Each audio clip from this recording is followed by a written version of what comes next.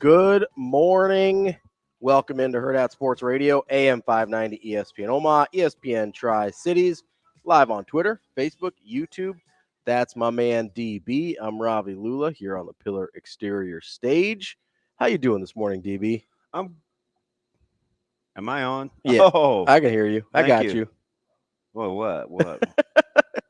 Not having it today, Shane. The mics need to be on to do the radio show. I'm not a producer, but I got that part. They were on. No, that's okay, Sauter. It's muted. It's muted. Yeah, It's yeah, as yeah. he's hammering the. It's muted. I swear to God. Just can't own it. It's plain as day. Working my life away. I wish I could just stop and go on a cruise. Shane, what kind of cruise would you go on? Just go boyfriend store or be single. You went on a singles cruise. That's what I heard. Yeah, probably. Then go home because I forgot to vacuum my room.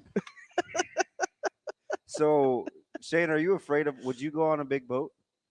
I would not go on a. Because you don't- can't really do fishing on there. So I mean, Yeah. you're talking like a cruise. I probably wouldn't do that. 0% chance I would go on a cruise. 0%. Really? So there was. That kind of surprised me. Really. Well, yeah, you're like Lil Yachty any other time. Listen, Not a different Lil Yachty. I do have a boat, but relative compared to a cruiser, it's like a little boat. Do you just not want to be stuck? Well, so the open ocean scares the daylights out of me. Oh man, what's wrong? Hey Shane, that's such a good get with Eddie Garcia. I'm excited. We got. I didn't see it last night. Yo, you didn't? Nah, yesterday was a long day, bro. We got Eddie Garcia. We're going to talk a little hockey at 8. We got the one and only Jackson Brockett at 8:45. Talk a little bit of, little no-hitter, a little National Player of the Week. We're talking baseball, and they're in prime position now. They are in prime position. They're in a much, much better spot than they were just even a week ago. Got Indiana coming in this week. Yeah. That's Who's your daddy? Oh, I see what you did there, Hoosier. Yeah, I don't know. I don't even recognize what we're doing here. Yeah, so I can't remember what you asked me, but it's all good in the neighborhood. And then at 9:45, we're going to talk to Sean Deveney about the NBA. Yeah. Did you guys stay dry last night? Man, that was a lot of rain. No. That was rough. I thought Coach may cancel because it was super impromptu, but that's kind of how he gets when he feels like something needs to be like when something's gnawing at him. Yeah. So he sent the group text yesterday. He's like, "Hey, deal at 118 Monday." Mm-hmm. I was like, "Does he mean this?" You're like today. And I hate to be the only one to reply like I don't want to do it because. Yeah, because then you feel like that guy. That's not because that wasn't that wasn't my. Yeah. But he usually just doesn't do the same day. Mm. So I was like, as in Monday, and in typical Coach Lamanji fashion, my dude said yes. Didn't give me. I mean, listen. Yes. When you say Monday on Monday, that's unclear. You know what I mean? Yeah. Because today, yeah, is today. Because that's what I thought, and I said as in today, and he said yes. But anyway, if you would have said if you say to me Monday, I think you're talking about next Monday. Yeah. So I had to right. Okay, thank you. Like today is today. Don't call today Tuesday. Hey, Shane, to this day. This day? Yeah. Can I he's actually a huge Bud Crawford. To this day. So he's not messing with Wilder. He used him last night in our meeting. Use Wilder or Crawford? Crawford. Oh, okay. But he's a Youngstown guy, so it starts with and ends with Mancini, Boom Boom Mancini, and Kelly Pavlik. Okay, all right. He's a big Ooh, ghost. Kelly Pavlik, He's a big. That's a deep cut. He's a big ghost guy. Yeah, I remember he lost his mind when he beat Jermaine Taylor. Well, that's like mid 2000s. Oh yeah, that's right. In our wheelhouse. Yep. We might have bonded over fighting because our first get together was UFC. Really? Oh yeah. Man, remember Jermaine Taylor? People thought he was like was like the dude, and he eventually lost his mind. Yeah, it's a sad what story. he was like 29-30-0 or something, and then just fell off the rails. Yep, never got right after Some guys don't know how to take a loss. Roy Jones. Yeah, although the one to Griffin was like the DQ, so he was mad. So then he just went. Yeah. Then he just went and slept him the next time out. But yeah, he didn't. Roy Jones did not taste canvas either. I mean, it's like a Tyson. Yeah. Once And, Tyson, I mean, it's a real thing. Oh yeah, If you go long enough without failure, Mhm. it's really hard to get it back. Meldrick Taylor. Yeah, really hard to go get it back after that because you just don't know how to deal with it. So I was already, and he had told me last week, because remember I left here in not a hurry, but I had to get to West Side after yesterday, right? Just because there are a couple players, it just whatever, right? It was business. Mhm. I did not know that Nebraska was bringing their full entourage. Yeah. So yesterday got long, and then the weather hit, and I kept trying to coax Micah's school into canceling track practice because it is really, really, really, really inconvenient because they practice till 4:45, right? So it's like I hate to double back, and you just never know with Jay's schedule, right? And somebody's got to get dinner going if we don't want to eat at 7. So, short story long, I moved all this dumb stuff on the deck, like potted plants and stuff. Mhm. I'm so mad. I'm like putting it under the benches so it doesn't get rained on. I mean, literally hands and knees, right? I'm like, you stupid weather. Because I think it's going to happen earlier, and it doesn't. Yeah. And so I kept trying to, I'm like, hey, man, tornado watch. We still meeting as a team. And again, what do you think his answer was? Yep. And I responded back, okay. So I came back in a little bit of it was pittering. Yeah. Sirens were going though. That makes you feel good. That's a little weird. A little disconcerting. Then the Annie Lennox, man, here come the rains. Yeah. So I stayed. I was dry though. Yeah. I was dry. I got caught out in it a little bit. It was a little rough. So did you do the tennis thing? So it got canceled because of the weather. Okay. So we postponed to next week. Who does the lessons? Over the guys over at Miracle Hills. Yeah. I'm a big. Well, and it's like really close to my house, so that's really nice. Miracle Hills guy. And I go over there and hit golf balls sometimes. So Shane, remember Mike Favre, that's my guy. So we developed a relationship past just golf lessons. Really? Like, yeah, sometimes he'll just occasionally text like just random sports takes. Like and he had the perfect temperament to deal with me in golf. What temperament is that? Like there's a fine line between for me with like you should get this and babysitting. Like a certain enough, I can repeat what I see versus okay, you should be getting this now, and then I'll turn around and say like this, and it's kind of weird because you feel like you're old enough to. You would think so, but like if you're not, I mean, like with these lessons I'm going to take, I haven't.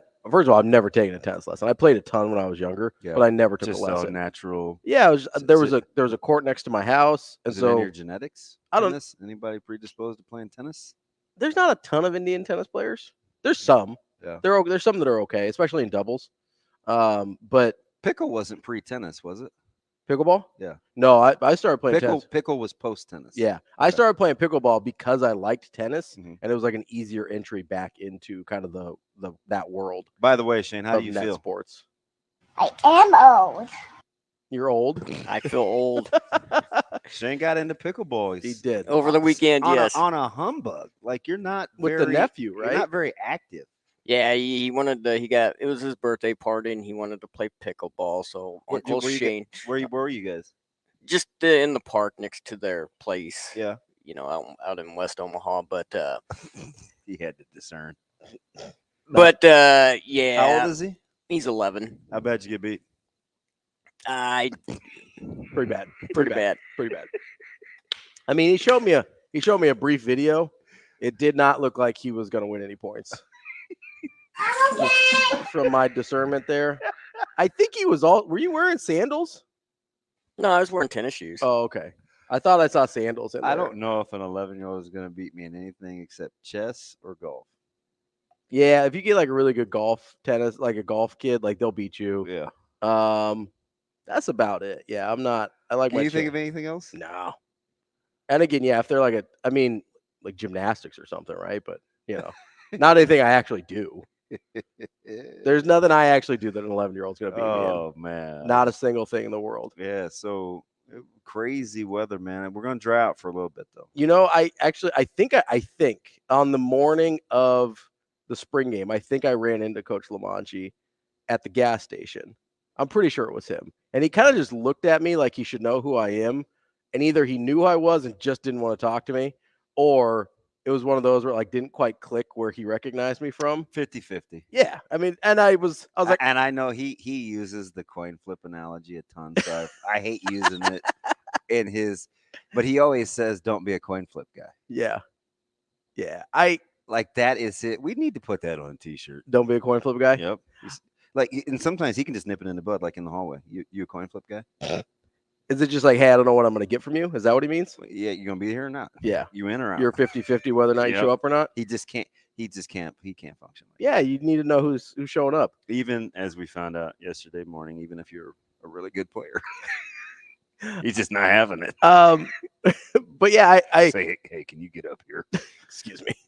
Be right there. Yeah, I kind of see him and I go, yeah, I'm pretty sure it's Coach Lawanji, but I don't know him well enough that I'm gonna go out of my way to be like, Coach, what's up? How you doing? You know, like we've interacted a couple times, He's a super person, but I wouldn't call him overly friendly. Yeah, I don't like know him. You know, he's that's. I kind of treated it like one of those people from high school that you aren't totally sure if you want to talk to. Yeah. Where you kind of see him out and about, and you just like, are we gonna do this? We making eye contact? Yes, no, yes. That's how it was. His role for me, he's probably more of a. He's closer to being fatherly than he is. We're peers. Which your guys are about the same age, aren't you? Oh yeah, it's only 3 years difference. Yeah, so like that's and we started together, which is, I mean, it's a little unusual, right? It very much is, but it's his personality. He's got a really old soul. Yeah. Well, I mean, and like there's a bigger age gap between us, but I view you more like an older brother than I would like an uncle or a dad, right? Like even though the age would make more sense. Yeah. Not that, hopefully not having kids when you're like 14 or anything, but yeah. So like, so yesterday it turned out to be long because I did not expect the entourage. Yeah, they made a little tour. They did a little. So I don't know how like this. I don't know the logistics of it. We got roped into a lot. Yesterday, because how long were they up at Westside? Forever. But they made like 8 other stops. So I intentionally you're not going to believe this, but I intentionally waited because I knew that they had just left. We're talking about the Nebraska football staff, by the way. I knew that they had just left Millard South. Yeah, because I saw the picture of Lofton in the weight room. And I was great weight room, by the way. Yeah, good on Coach Wisdom and Coach Urban for getting that thing done. Listen, I don't care. Coach Stone's probably like, ugh. I don't care who it is. I love a good weight room. That weight room did look spectacular. It looks sweet. And so I didn't think anything of it. I'm like, wow, Mob Deep. They like rolled out the crew. This is the whole assistant staff. Yeah. So, but then, and I think I can say this out loud. I sent you the picture that was sent to me of Caleb. With Caleb. Yep. And I was like, well, how'd they get there already? Because that was before I even got to Westside. Yeah, that was like when we were leaving here. So, and it was everybody. Yeah, it was the whole crew. And I was like, oh, they must be making the round. So I intentionally waited because I didn't want to be. I had like yesterday was business. It wasn't to like fraternize. Yeah. And I had 2 objectives in particular, and I knew I had to get them done for Coach Lamanji before lunch. So, and I waited. I literally, I was in the cafeteria. I pulled one. You're doing a little lollygagging. Yeah. I got one of my guys out of science, and I was buying time. So then when I went to his office, he wasn't in there. So I walked through the IMC. I was sitting down talking to another player. I was like, I might as well. That's cool. And then they came out of a corridor I didn't even recognize. Listen, so I need to go back today or tomorrow or sometime. And figure out where they came from. It won't be today because it's a circus, but yeah, and figure out where they came from. Because they just came like one at a time, and it's so awkward, right? Because I love those guys, but you're like getting hugs and stuff. And my guy, man, Coach Sat, who is the least, I would say, outspoken of the bunch. Yeah, he seems pretty reserved. Like just stopped. Yeah. He's standing next to me, and Coach Knighton turned back around, and he said a couple things, and Coach held his hand out. Mhm. And I go, "What's up?" And he goes, "Well, I kind of went in awkward, so I'm gonna stand here and do it right." It was the greatest thing ever, and I needed that. Like that was like right on time. Yeah. Right. I love the self-awareness. It was like the first time I got a hug. Yeah. Like, and it was legit. From like Sat? went in with like 2 hands, a little tap. I was like, "Oh, So it wasn't even like the bro hug. He went both hands. oh man." Okay. Like, yeah. That's a real hug. I'm like, All right. because it's one of those dudes where, like most people in my life, I think I like them more than they like me. Yeah, you So say that a lot. That's all. but it is kind of the people that I like. Yeah. Probably true, except for you. Like, there's a few exceptions, Yeah. but like, like Tyler and Tony and Tommy and certainly DJ. Like, I like those guys probably more than they like me, for sure. Yeah, I don't think that's true, but I do. That's okay. I'd love to take a 1 month salary bet on that. Love to. If there was a way to quantify it, I would do it. So like, I really would. it was, and I had just seen Christian, so I wondered what was going on, because I was like, well, why is Caleb in the picture with Pete Press Okafor Mhm. and not CJ? Mhm. Well, when that was ahead of time. Because they had stopped to see the gatekeeper in her office, because she could run for mayor. So, sorry, our schedule's so busy. dude, one of the coaches from another school was asking about a particular player, and I'm like, shouldn't you be asking the coach? Like, how does she know? But anyway, she does though. Like, she knows where all the bodies are buried. But anyway, so when they found out of this room, I'm like, hey, where you guys headed? Like, I thought they were off to another school. And they're like, oh no, we're going to see Christian.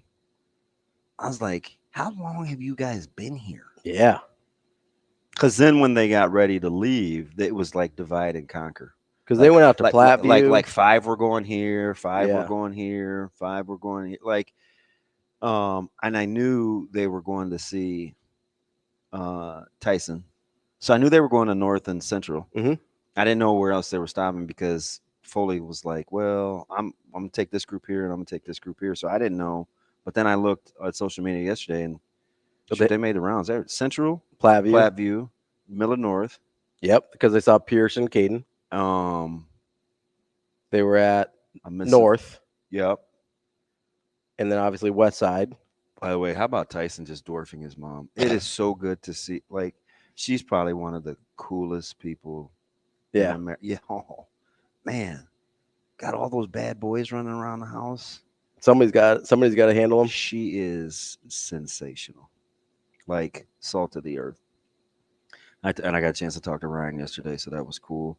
But yeah, man, here they go again, right? Yeah, they made the whole rounds yesterday. Prospects and commits. And it's really interesting now how you have to do with compliance, because they're going to come back and see these guys maybe for like state track, but you're trying to get away from state track, because the way the rules are listed, Mhm.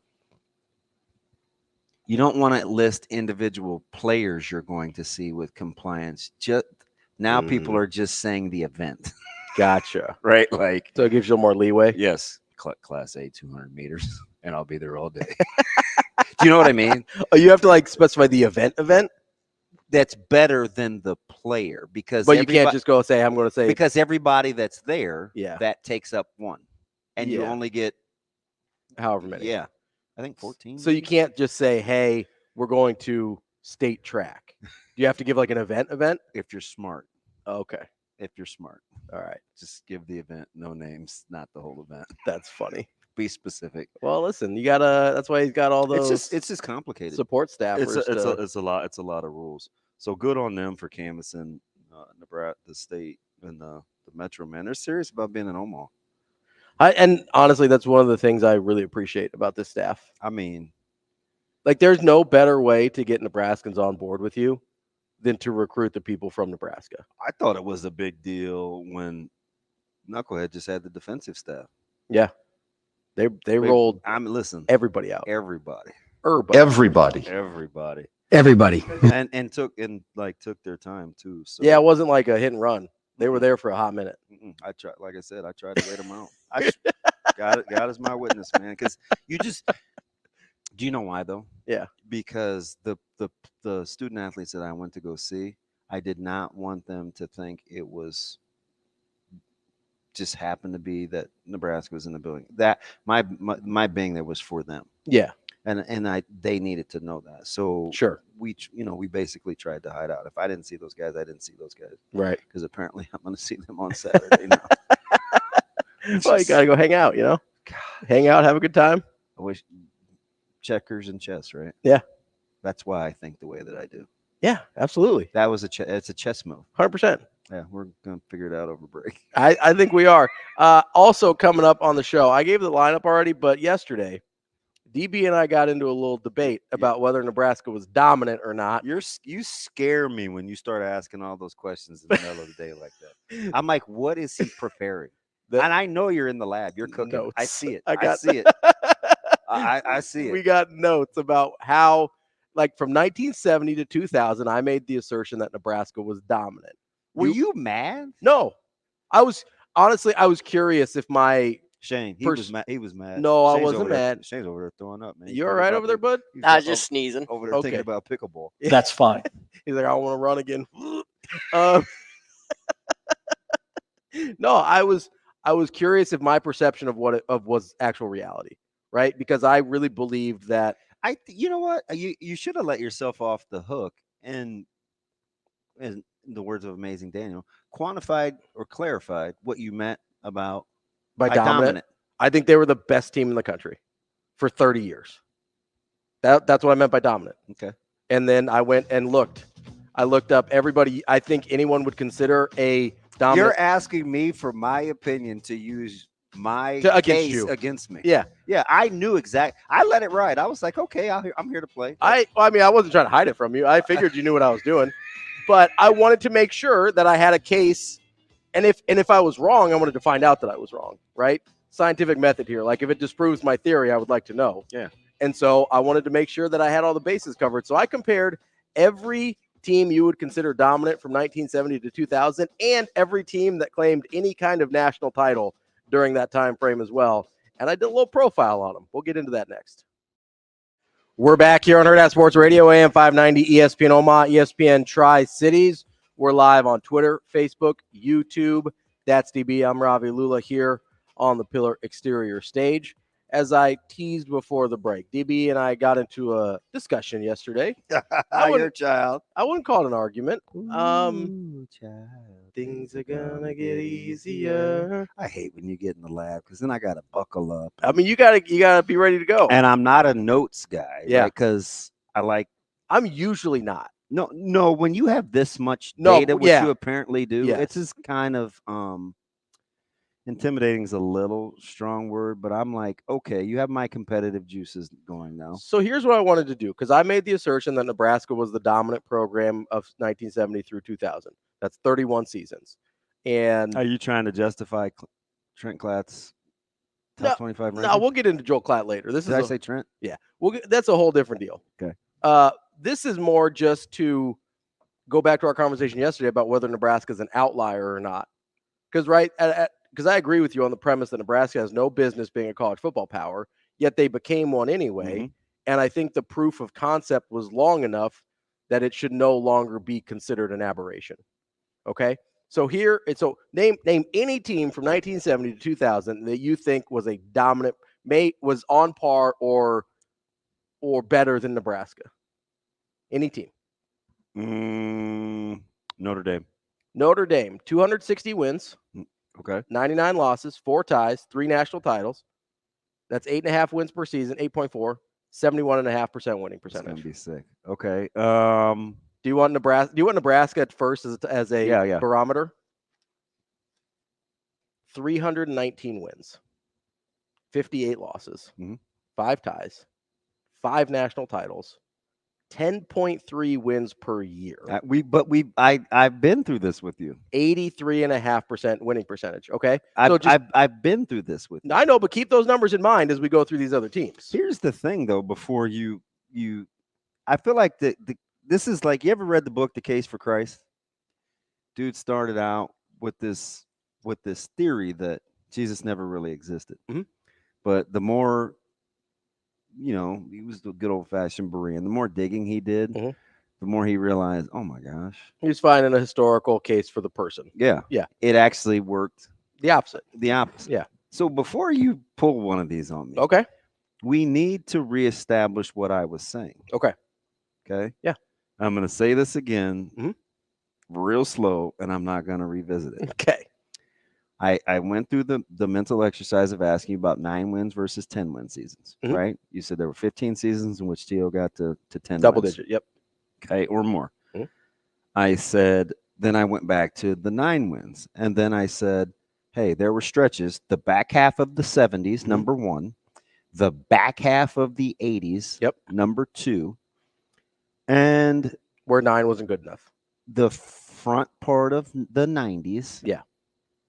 And the end, he was gone. Yeah. That's Solich for the last 3 or 4 years. So of you're our- talking about the half of 2 decades and the beginning of 1. Mhm. So I said, okay, is that dominant? Because I'm just telling you, in the Big 8, that was not what we would consider dominant, going 9-2 every year. Fair. I don't even know if that's debatable. So my point with the dominance is Hang on, because All right. I'm gonna let you eat All right. me up with these numbers, because I already know what's coming. the numbers are shocking. No, it's staggering. Yeah, it's aggressive. But I'm telling you, if you even drill down deeper, Yeah. So you're going like season by season. yeah, the bulk of that work, Yeah. was done in 10 or less years. No, I get that. Right? See, and I know that off the top just because I'm a historian. So right? no, and I get that. So when you use 30, I was like, yeah, well, for a third of that, it wasn't even good enough for more than a third of that. It wasn't even good enough for Nebraska fans. Don't kid yourself. So let me give context here. So like I think we had to reset that. Fair. Let me give context here. And this is on the heels of you wanting Nebraska to jump from 5 to 9, which I also think is extremely aggressive. I think this year it's 8. I think it's 8 this year. By 2026, I think it's 9 because I think they can be in the college football playoff, and I think 9 to 10 gets it done. So, but this year I think it's 8. But my point is, as I'm doing this exercise, I didn't just look up totals. I was going year by year on all of these teams, and what I realized is, when I say dominance, I mean compared to everyone else, right? We have to have a frame of Fair. reference That's for fair. dominance. Let me can I give you more teams? Yeah, hold on, I will in just a sec. But when I say Shane's got a stranglehold on me. when I say dominance, every team had worse bad stretches and longer bad stretches than Nebraska did. Yeah, their consistency was Unmatched. Was incredible. They have more national titles than everyone else in that time frame. They have, Except for Miami. Nope. Did Miami get to 4? Miami got 4. Nobody else. There's 3 teams with 4. So let me guess. The 3 teams with 4? Yeah, go ahead. Is this from 70 to 2000? 70 to 2000. Well, Miami. Miami would have got 5 if I included 2001, but I was going 70 to 2000 because that's what I decided in my head before I even got here. Dang, this is going to be okay. Miami got 4. Oklahoma? Oklahoma got 4. This one surprised me. The third one. Now you're scaring me. Not because of the team, but because of how I viewed the team in that time period. I thought they were worse on the back end than they were, and they weren't. It's a historical power, though. Penn State? Penn State got 2, 82-86. Oh, Notre Dame. Notre Dame got 3, 73, 77, 7, 80. Well, I don't want to play the game because then you're giving me too many chances. Alabama. I lost. Alabama. Bama? So Bama got the 1 in 92. They got 2 in the 70s. What happened in the 80s? I believe they got 3 in the 70s. Okay. I think that's because the 80s were kind of the dirt, like the dark years. Yeah, which and after Stallings left, it got bad again because they had like Shula and DeBose. They had and that's what I mean. Like that's kind of what I realized here going season by season on everybody is the only team that even comes close to matching Nebraska's consistency is actually Michigan, who only got 1 title during that run. They won a ton. They won a ton, but no one else even cracks 300. No one on the list. So back to the dominant thing. Yeah. Are you still married to that? Yeah, I am. Okay. I view it. I think of it kind of like Kareem Abdul-Jabbar was incredible. Just killed you over the duration for 25 years or whatever. No, and I don't discount that. Because at some point that matters. And as I kind of recap the exercise and kind of where the catalyst of the 9 and that being the barometer, and then historically it rubs me the wrong way because what people felt like about some of those every seasons. time that number comes up, we like ate our own. Yeah, in epic fashion, epic fashion. When that. So it's cringy for me. But just because we're bad in the moment doesn't. But I still stand by what I said. I think the consistency of excellence, because the dominance of winning the national titles, the 5 came in, just bunches. Yeah. They came in 5 of the 30 years. Yeah. Well, it's a national title. You can only win 1 a year, so it has to come in 5 of the 30. Okay, yeah, I get that. I get the analogy, but 30 is a big number. It is to establish the national championship but number for the pedigree. Also, the most of because for half of that, we kind of felt like there's no way. But that's how all these teams are. They get them in bunches. No, I understand. That's why I'm a little hesitant to use the word dominant. So the reason I use the word dominant is especially over that duration, because it wasn't even good enough for us. Now, historically, we've learned to be appreciative. Just because we were bad in the moment doesn't change it, but that matters because what's my thing, right? We have to be accountable for what we allow. Yeah. Right. And we constantly. But this is what got me dressed down by Schaefer, right? Yeah. Like we constantly let people off the hook because they're afforded the luxury of, well, it's just, or well, it's this. So I'm doing the exact same thing with the 9 wins, though, is I'm trying not to let anybody off the hook for thinking that wasn't good enough. Well, can't we be more proactive than reactive? Like, tell the story of like, hey, if this happens, you need to understand the magnitude of what it's going to be like to flip a record. It was my main, and I gave in because you're a ding dong, but it was my main knock for not wanting to pick 8 wins last year. I'm like, 7. I only got to 7. I only got 7 last year. I'm like, you're not gonna double your win total. Like, you just, I just didn't seem feasible. Let me get to when we come back, we'll get Where was Tennessee? Tennessee was better than I thought. They were 249 wins, 8 wins per season, just under 69%. Only the one natty, right? Just the one natty in 98. But they were better than I thought. You know who was my surprise team? BYU. They have over 200 wins, right? 265. They were unreal in the 80s. They were unreal in the 80s. Them and Clemson were much better in the 80s than people think. Clemson was a little worse than I was expecting. Only 213 over that time frame. But BYU surprised me. Coming back, we'll get into this more. And can you flip the record? Welcome back to Hurrdat Sports Radio. Wrapping up hour number 1 here on Hurrdat Sports Radio. AM 590 ESPN Omaha, ESPN Tri-Cities. Live on Twitter, Facebook, and YouTube. That's DB. I'm Ravi Lulla here on the Pillar Exterior stage. And I got to remind you to go out to supernovas.com to get tickets for Thursday's match, final home match of the season.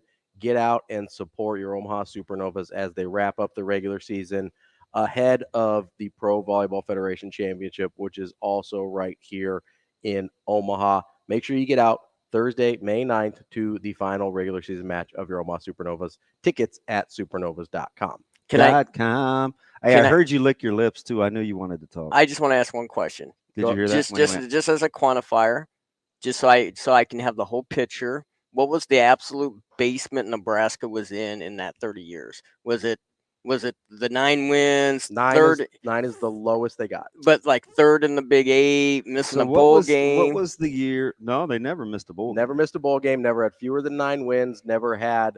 What year did they get smacked by UCLA? Was that 87 or 88? It was Darby and those guys with D-Rock or Dana Brunson. I'm checking. And then there was another year. So there were a couple years, especially in bowl games, where they got beat up a little bit. Nope, don't even fast forward to bowl games. Okay. I'm talking about losing a regular season. Yep, non-con. You think there was a stretch in like 86, 87. So 85, they were 9-3. Okay. Who was the non-con loss to? In 85, let's take a look. If I can find it here. Schedule and results. Sorry, I didn't go game by game. I just remembered vividly. They lost to Florida State in 17-13 in 85. That was their only non-con loss. And then lost to Oklahoma, and then in the bowl, right? To Michigan. But that was a close game. Give me 23-20, 26-23. 27-22, 27-23. Okay, give me 80. Give me the next year. Okay, 86. We've got schedule. This was at the peak of me wanting to be a Nebraska quarterback. Okay. Again, Florida State, they won that year. Colorado lost to Oklahoma. What was the record? 10-2. Okay. So I'm going 87 now. That had to be 87 was UCLA. Yeah, you said 87 or 88 off the bat. I was assuming it might be one of the UCLA. Oh, they won UCLA that year. At home or there? That was because then we went out there the next year and got smacked. That was at home, number 2 versus number 3 in the country. So we're gonna go 88 here. See what we got. This is. I mean, there were some years. What year was that? 41-28. They lost in 88, 41-28. What year was that? We played like Mississippi State in the bowl game. Mississippi State. Is that like 80 or 81? I'll have to look here. They did was in it 88. Mississippi State or was it Arkansas? It was one of those SWC teams. In 88, they did lose 23-3 to Miami in the Orange Bowl also. So that was not a great year. No, there were a couple of those whoopings. Yeah, the bowl games, there were a couple whoopings for sure. I think it was the Blue Bonnet Bowl. Mississippi State. 1980 Sun Bowl. Sun Bowl. Who was it against? Mississippi State. Okay. You won though. I mean, the Nebraska won. Yeah. I mean that's kind of the things that I'm talking about. That we're kind of like when we say dominant. So now, the consistency is fantastic. I'm just telling you, for the fan base, it was like you can tell me. You can argue. We can argue on dominant. We cannot argue on best. No. They were the best team. I don't debate that one bit. From 1970 to 2000, Nebraska was the best team in college football. And I mean, according to my research here, by a pretty good margin. Yeah, I don't debate that. And so when I say best team by a pretty good margin, my mind goes to dominant. Yeah, and I'm telling you, that was so if we want to, it's a historic locale anomaly. I have a hard time calling 3 decades an anomaly. That's a really long time. Because you're going back on what dominance means. You mean the consistency? Sure. The consistency. You pick the word. Pick consistency. Pick anomaly. Pick dominance. It is an anomaly for that stretch of football to be played with these kinds of parameters. But here's my question. At what point does something happening for long? Not enough. 30 years is not long enough. Nope. So, like, let's say we go up. I used this example yesterday. It's not even a third of how long the program's been playing. Okay, so let's go up to Gonzaga. I mean, are you not getting that? No, I do. That's why I'm trying to give context here. Okay, so let's go up to Gonzaga. They've been really, really good for 25 years. If they fell off tomorrow and never really returned to those heights, was the 25 years an anomaly? I'm not trying to be. I'm asking. Well, if they were bad another 25 years, but Nebraska hasn't been bad for 25 years. They've been bad for 20. They haven't been bad for 20. Oh my Lord! So in one vein, you're comfortable using dominant, yes, but you don't want to use the word bad. What is bad relative to? If you're making the case that they have been good for this long, and you won't give me the term anomaly, then you have to give me bad relative to the standard you're trying to set. You can't have it both ways. If they were dominant, and let's say you're right. Okay. Let's say you're 100% right. Then you have to give me that the last 20 years have been bad relative to the dominance. So here's where I'm having a hang up. Oh my Lord. Listen, I'm not saying I'm right. This is where my hang up is. So I'm just explaining. It's a t-shirt. See, that's my line, right? I'm not saying I'm right. It just makes me weird. Okay. So I'm using dominant compared to the rest of college football, right? My numbers show me. Pick any team you want. Yep. My numbers show me Nebraska was the best team in college football. But you're using them as the barometer. Right. Okay. I'm using the rest of college football as the barometer. You're using Nebraska's success as a barometer. against the rest of college football. So I'm comparing from 70 to 2000. I'm comparing Nebraska to the rest of college football. Yeah, but they have peers in close enough proximity to national championships. They don't in wins. They don't. Nobody that has the number of national titles. Because I hate to break the news to is you. Close on wins. I hate to break the news to you, but in the 70s and the 80s, I can show you Sports Illustrated articles where they refer to the Big 8 as the Big 2. So I get that. But I think that matters. No, it does. No, I'm not saying it doesn't. Because for a long time, people were Nebraska, saying that Oklahoma, Nebraska was losing to the only good teams they played. Like that was a thing. Yeah, I get that. I do. But I'm looking at these numbers, right? The only teams that come close on national titles, we talked Alabama, Oklahoma, Miami. Mm-hmm. Miami is almost 80 wins behind. Oklahoma is 60 wins behind. Not. I'm conceding. I am conceding that fact. So when you say bad over the last 20 years, you're comparing Nebraska to itself. When I say dominant, I'm comparing Nebraska to college football. Would you consider? It's been bad for 7. No, I'm not arguing that. I want you to be honest. Okay. I want you to be honest. I'll do my best. How did you view Bo Pelini's era? In real time? Yes. I thought in totality good, but they were going the wrong direction. Yeah. Wasn't good, right? We didn't have. I thought they were going the wrong direction. We didn't have warm fuzzies. No. Okay. See, do you know why we like Pelini's era now? Because it's a lot better than it was. Better than it was. Yeah, I get that. So how we feel is just typically used to fit our argument. So I'm just trying to get you to lock in on base criteria. Okay. And it doesn't get to fluctuate based on the point you want to make. So what's the base criteria you want me to? We're talking dominance. Nebraska is the standard. Mm-hmm. Okay. When you're the standard, what are all things compared to? You. Okay. So compared to their standard, they've been bad. Well, yeah.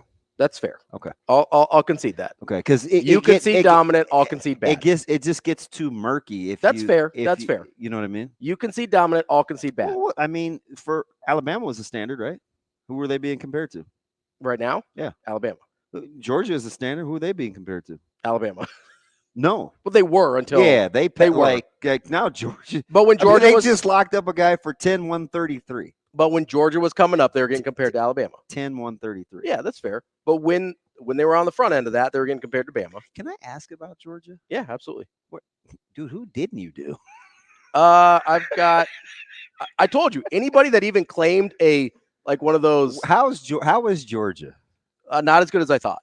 Okay. Well, their fan base told us that. Remember how they ran Richt out because he wasn't Dooley, and Dooley I felt was highly overrated. This went through the last year before Richt. Okay. Because Richt started in 01. No, I'm just saying, they were down on Richt, and I'm like, Dooley got the one. Yeah, but then they turned out to be a little bit right on Kirby Smart. So I still love Richt. Richt was my guy. Me too. Because he was a Florida State guy and he was the OC, and so I was mad about the way they did Richt, but then I saw Kirby Smart and I was like, maybe they had a little point there. I remember my buddy. I was doing a show and my buddy Jeff went in on Mark Richt for text. I love Richt. Me too. I love him. And he was.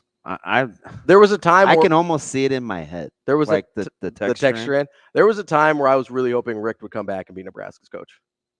I wanted that a lot in the mid 2000s. Did I tell you when I was with Seviere, Michael? Mm-hmm. We were at the Blatt and Georgia was playing Fresno State, and Richt was here. Yeah.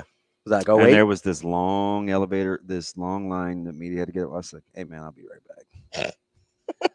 I put it on the digest reader, the CWS. Yep. Got his signature. Nice. And there's not very. You're not an autograph guy either. Heck no. I got no disrespect to autograph people. No, but it's just not your deal. I'm just not. It's just not. Yeah, I'm not really either. I got a picture with Lane Kiffin a couple years ago. I was excited about that. Love Lano. Weird. Georgia, 244 wins. 244. Just the one natty. So that trails Nebraska by 70. 75. Roughly. 75, yeah. Jeez, man. I'm just, you wanted me to remember Nebraska's win total? I was close. Just 319, not a big deal. Just a ginormous 319. Shane, get your guy. Yeah, Georgia was a little worse than I was expecting. I was expecting to be a little bit better. Right, they were on the low end of this exercise. Let's put them on the fast track for 2024. Yeah. That's the next conversation. Coming up next, we got Eddie Garcia. We're going to talk a little bit of hockey with our Fox Sports Radio anchor update. Welcome back. Kicking off hour number 3 here on Hurrdat Sports Radio, AM 590, ESPN Omaha, ESPN Tri-Cities. We're live on Twitter, Facebook, YouTube. That's DB. I'm Ravi Lulla. We are joined now on the Hurrdat hotline by Eddie Garcia. He's the update anchor for Fox Sports Radio Network, as well as the co-host of the Puck Podcast. Eddie, how are you this morning? Doing well. How are you guys? Good. You're not resting, are you? I mean, did we wake you up? When I saw that Shane actually got it, I was like, Shane, fantastic. He has got to be gassed, though. No, I'm on my way home from work. Oh, thank you. I'm good. I'm with you. Good, man. We've been asking. So let me start with right away. Let's stay in New York because we got those highlights, and we've seen it all year, right? That's a spurty team. They can score in bunches. But did you expect, or was it the layoff of what happened against Carolina to start their series? I mean, they obviously made quick work of Washington. Not a surprise there. No. And now, obviously, they've taken a major step up in competition, but they know Carolina very well. And so far in that first game, the Rangers got their power play going. Carolina, who's really good on special teams, couldn't get anything going. Igor Shesterkin's been great in net for the Rangers, and Artemi Panarin's been, an MVP caliber player. So the Rangers are flying high right now. We'll see how they do when they get a little adversity, how they respond to that, because it's bound to happen. But so far, you can't ask for a better start than what the Rangers have done. Eddie, so the playoffs so far have been relatively chalky for the top-rated seeds. Is there any reason to believe that's not going to continue as we move on past the second round? Well, I think the matchups now in the second round are a lot more even than they were in the first round. Yeah. I thought the first round was a little bit disappointing with all most of the series being wrapped up in 5 games or less. We did get redeemed a little bit by that amazing Game 7 between Toronto and Boston, and the Dallas Vegas Game 7 wasn't that either. Not quite as good as Game 7 overtime. That's as good as it gets right there. And then, the history between those two teams being original 6 franchises. But I think the next round, the second round so far, you got some pretty even matchups. I would be surprised if we don't see a few more series going more like the 6 or 7 game variety. Eddie, I'm curious, before we move off of the first round here, I know that Maple Leafs fans have a tortured history. Is there can you give me a comparison? Like, is there anybody, I know we're talking hockey here, but I know you do all the Fox Sports updates. Like, is there a comparison you can think of in another sport that it comes anywhere close to what the Maple Leafs kind of go through in terms of tortured fan base? Well, maybe the Buffalo Bills kind of come to mind. But at least Buffalo got to 4 Super Bowls in, 5 years, 6 years? 4 in a row. Toronto, Toronto, they haven't been to a Stanley Cup final in, frankly, since I've been a hockey fan, they haven't gotten to a Stanley Cup final. That's over 30 years. So, but yes, they are very tortured. Obviously, they're a team that spends to the cap. They've got superstars. They've got, Austin Matthews this year, 1 short of 70 goals in a season.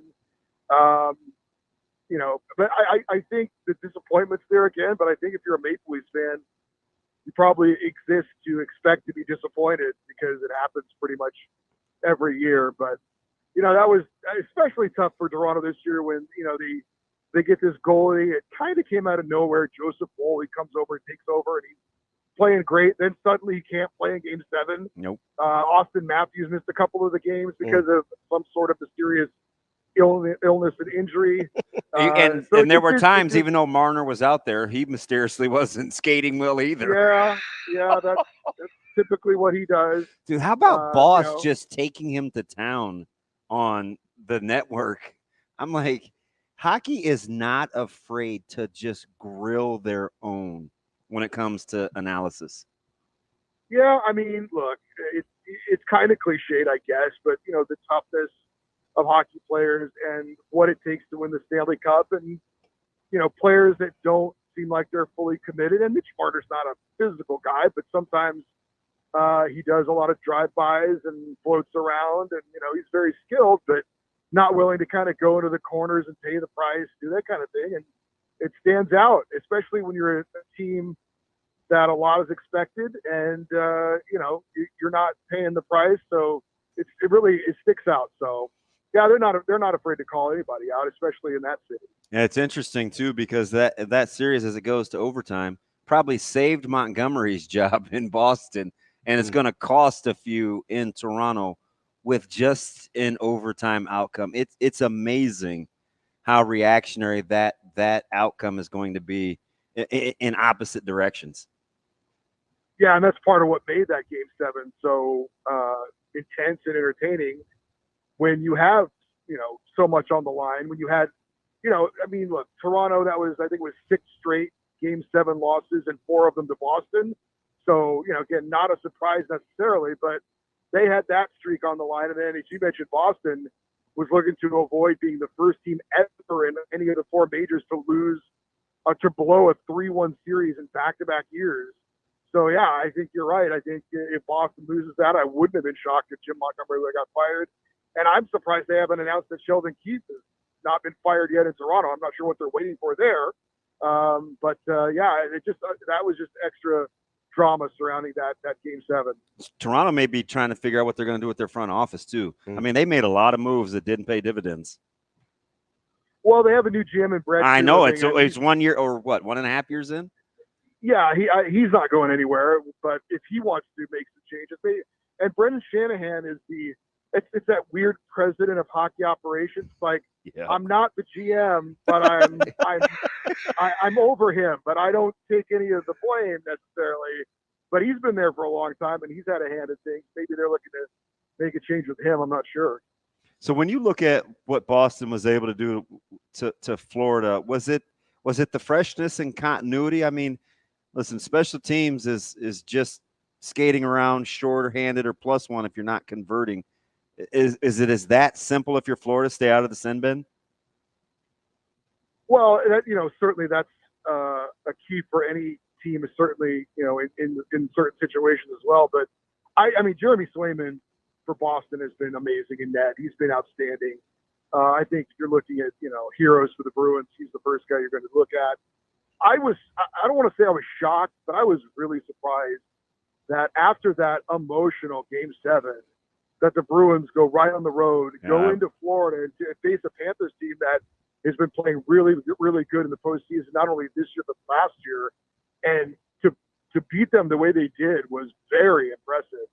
That was it was pretty convincing victory, and for them to emotionally be able to rebound after that Game 7 and get right back to work, that was very impressive. So a great Game 1 win. That said, I think Florida will bounce back in Game 2, and that series, I'll be very surprised if it doesn't go 6 or 7. But boy, great win for Boston in that one. We're talking with Eddie Garcia. He is the update anchor on Fox Sports Radio Network. Eddie, out of these second round matchups, which one do you find the most appealing? I think I'd probably have to go Carolina, New York. I mean, top 2 teams point-wise in the East. Obviously, they play in the same division, so there's certainly familiarity there. Big expectations on both franchises. Carolina has been very close. They feel like now's their time. They went out and made some deals this season, and at the deadline, picking up Jake Gensel from Pittsburgh. Last year they got derailed by injuries. They're pretty healthy right now. Frederick Anderson, their goalie's been a nice story. He missed most of the season with blood clot issues, but he's come back at the end of the year and in the playoffs and has been really, really good. I don't know that he's, quite as good as the other goalie he's facing in Igor Shesterkin, but you got, again, second round match. You've got the top 2 teams in the conference going at it. So a very, very good team is going to be gone before they reach the conference final. So I think there's some really good matchups in the second round, but I think that would probably be the one I would circle. Yeah, this clearly isn't your mother or father's Dallas Stars. I mean, they have depth up and down, and it's not just a one-line franchise. But when I look at Colorado, it's really hard to beat them at their own game, especially when you let them in the open ice. How good do you think this series is with two? And Colorado's got some surprising depth as of late, too. Like, how cat and mousy do you think this series gets, or do you kind of dumb it down to how freely Colorado can skate through the neutral zone? I would say that would be my number 2 on my list of the series, would be Dallas and Colorado. I was really surprised at how I probably shouldn't have been, but Winnipeg played really, really well going into the playoffs. They had played really, really well this season against Colorado. They even beat them 7-0 late in the season, and it just didn't seem like that Colorado matched up well. And then the first game is 7-6. Winnipeg wins, and you're like, this is crazy. And then the Avalanche just flipped the switch and just blew them out the rest of the way. So look out for Colorado. Obviously, incredibly talented. Nathan McKinnon, probably going to be the MVP this year. Certainly, he's right there. And their goaltender, Alexander Georgiev, like I said, he allowed 7 goals in the first game, and then he completely was able to turn it around and was really good the rest of the way. Dallas was the best team I saw this year. I picked them to win the Cup at the end of the season. Depth, when you've got guys like Joe Pavelski and Jamie Benn and Tyler Seguin as just role players, that's not bad. They've had some really good young players. This guy Wyatt Johnston has stepped up and been really, really amazing. Their goaltender, Jake Otter's been a little bit up and down, a little bit streaky, but when he's on, he's one of the better goalies in the game. So that series as well should be really, really good.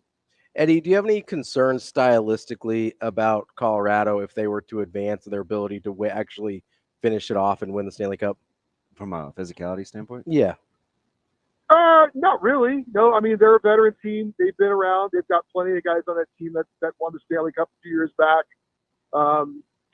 Not having their captain, Gabriel Landeskog, who may never play again, certainly is a big missing piece from that Cup team from not too many years ago. But they still got McKinnon.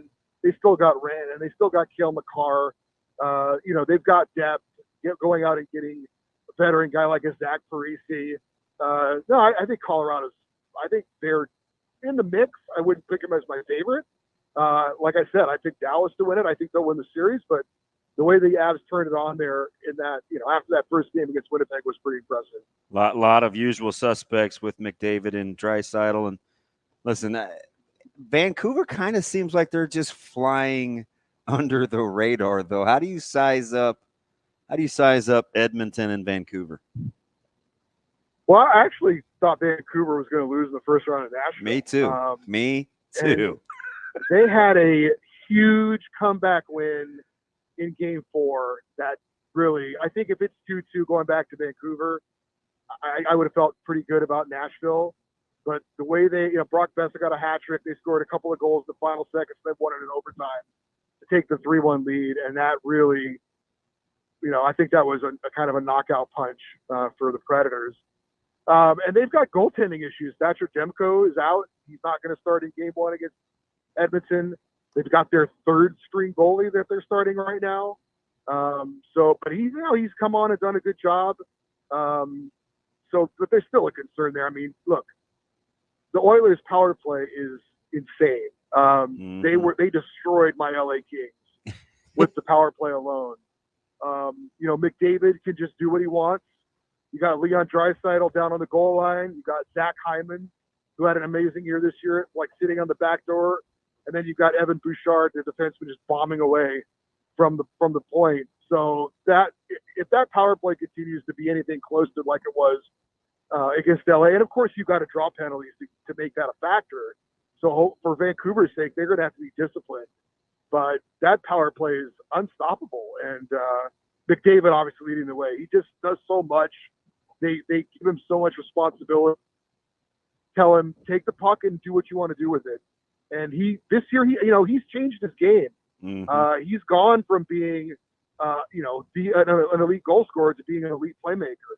And I think he probably realized that it's great to score goals, but in the end, I can't just put this team on my back and score goals and lead them to where we want to go. I need to make my teammates better, and he's done that this year. So all credit to him, but he still is a unique talent that nobody else really plays the game like he does in the NHL right now. Yeah, it'll be interesting to see if Evander Kane can control himself, man.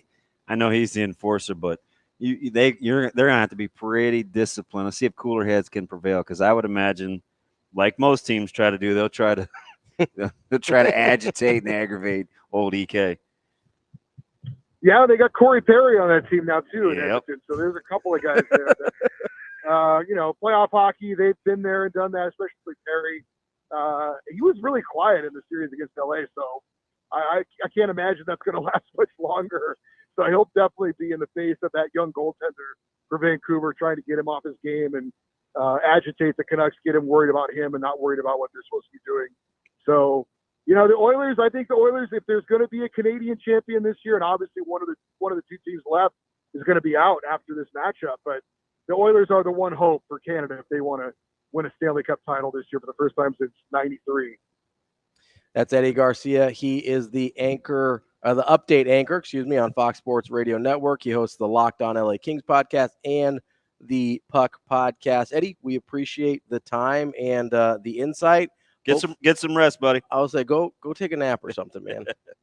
Oh, and I'll definitely take a very long nap. Thanks, By Ed. the time I will be asleep before you get off the air. So, yeah, not a problem. Thank you. We appreciate it, Eddie. All right, guys. Thank you. Good stuff there from Eddie Garcia. Make sure you check out his work either on Fox Sports Radio Network or the Puck podcast or Locked On LA Kings. As he mentioned there, big Kings guy. Oh yeah. Hey Shane, are you nervous? I am nervous. That was the one series that in the first round that I looked at early, and that scared me, was the Dallas Knights, because you were either terrified team, over the Jets though. Either one of those there's history there with Colorado with both of those teams. Do we need to go back to the text exchange in game 1 versus Winnipeg? I'm looking at it the same way now, because if you terrified, that's when we were blowing you up and you're like, why am I on this team? Yeah, I'm like, this is really fun. I'm enjoying this a lot. If you compare the two series that Colorado's had, they're going in as underdogs on both. Both teams that they're playing have beat them more not in the regular season than the Avs have won. I mean, both of these series scare me. I mean, because Dallas could easily take this. The only way that Colorado is going to take this is they've got to skate fast. They got to put the puck on net. They've got to be double digits each game higher than Dallas. That's the only way they're going to do it. And it has to go down. Dallas just doesn't know which Jake they're going to get. But if he's rolling, and it has to go down the line too, all the lines. And if you've noticed, like in the last few games that Colorado's had, nobody's excited. I am pretty excited. They've had. Whoever their number one star is, it's been different every time. So it has to continue that way. It has to be a team win. It won't be on one person for Colorado to pull this out. Shane, you should do my job, man. I would say in the first two games, it's probably going to go 50-50. Then after that, that's when the series starts. Okay. If he was doing your job, who would play all the drops? Yeah, that thing. That thing wet. Sasha probably. I don't know. Can I just say, speaking of Sasha, she sends a little text to our group. What'd she say? Talking about don't we have to consider the conference? So you got to reset it. We're going back.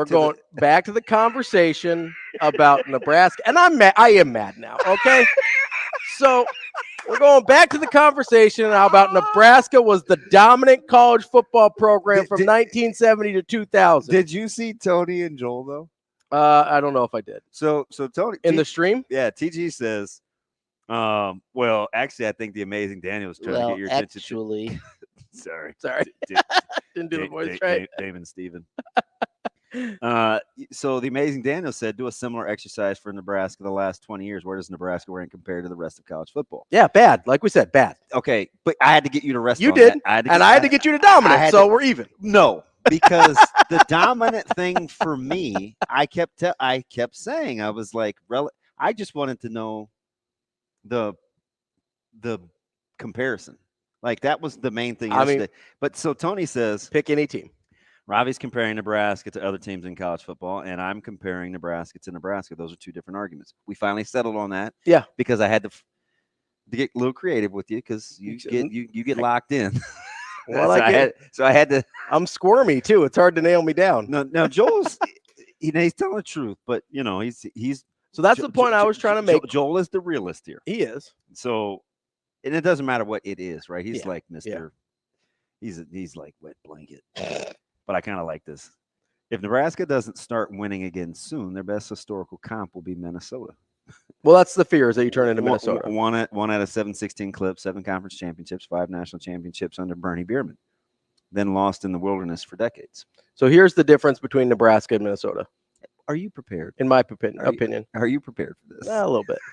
I may be prepared for basically. He said, "Now I'm mad because I can't wait to hear the Sasha rant." Oh yeah, I'm mad at the Sasha rant because like 8 people have brought this up, and so Sasha's just getting the brunt of this because she still has to like me when we're done, no matter what. Kind of like Cam cussing me out last week. Yeah. So here's the difference between Nebraska and Minnesota in that scenario. First of all, college football, while it has changed dramatically, is much closer to what it was in the 90s than it was in the 50s. Okay, pretty big difference there. Right, coming off of World War II, the 50s were kind of like college football was a crapshoot. Like it was Wild West out there, and we barely have national champions that we agreed on from that time frame. Okay, so that's the number one difference. The second difference is Minnesota did that all under one coach. My time frame that I've laid out, 70 to 2000, is 3 separate coaches for Nebraska. Now they all came from the same tree. I get that, but 3 separate coaches to me is a major deal because a lot of these programs that I looked at, it's one guy. And then when that guy leaves, they fall off. Miami's maybe the most impressive because they've got it over with 3. Erickson and Johnson and Schnellenberger, right? So that's an impressive one. Bama's actually pretty impressive because they do it over the course of a couple guys. You got Bryant and Stallings, and then I think like DeBose is in the end of that one, which he was not great. But the teams that impress me in this exercise are the ones that did it over multiple coaches, right? Florida State, it's all Bowden. Before Bowden, trash. After Bowden, end of Bowden, kind of rough, and then Jimbo comes in and gets good again, right? Like Penn State was all Paterno. Mm-hmm. Guys, the teams that do it over multiple coaches those to me are blue bloods. That's where we get in this conversation of who was Tennessee? Just Majors and Fulmer? Yes. They only had the one. Yeah, okay. Yeah, just Johnny Majors and Phil Fulmer. Georgia was Dooley for the most part. For the most part, it was before you got into, and then there was a Jim Dornan. Yeah. He was the other guy, and they were pretty good under him before they fired him and hired Rick. But we'll get into the conference thing and what I'm mad about Sasha about in a second here, because I'm telling you, I looked at everybody. I've got 25 teams here that I compiled records for from 1970 to 2000. It took me way too long to do this. And I got to tell you, the conference thing doesn't hold as much water as you think it does. All right.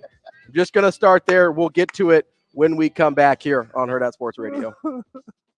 We're halfway through the show here on Hurrdat Sports Radio, AM 590, ESPN Omaha, ESPN Tri-Cities. That's DB. I'm Ravi Lulla, live on Twitter, Facebook, YouTube, on the Pillar Exterior stage. And if you're on your commute this morning, as I imagine a lot of you are, make sure you've got your hands on the wheel, eyes and focus straight ahead. I know DB and I can be a little distracting. You got to lock in on the road while you're listening to us. As a driver, you got one job to do, to drive this message from the NDOT Highway Safety Office. All right, so now's the part of the show where I tell my boss why she's wrong. So Sasha, our fearless leader, chimes in, as many others have. A lot. As many others have, about the Nebraska dominance from 70 to 2000. And she says, do you realize, hang on. Yeah. You realize where this whole conversation spawned from? It was basically a precursor to setting up the 9-win plateau to make a run for this team in the next 2-3 years. Yep. That's really where this whole thing started. Yep. And then I just went a whole different direction. But you did the deep dive into 9 wins. Yeah. I'm not going to kid you. Mm-hmm. Kind of made me uneasy because we've never been really receptive to 9 wins. Yeah. So listening to you go through the parameters, and I gave you credit. Mm-hmm. I was like, you did your homework. They're going to 2017 as a baseline. Yeah. Then I had to listen. 2013. I would do the whole playoff. Listen, I don't want to leave stuff off, right? Would that be? I wasn't cherry picking data. So then you had. Would that be being a Berean? Is that what? Yes, Okay. he did his homework. So my point was, and we'll get to this with the Joel Klatt thing and whatever. But before we do that, I gotta get the anger out.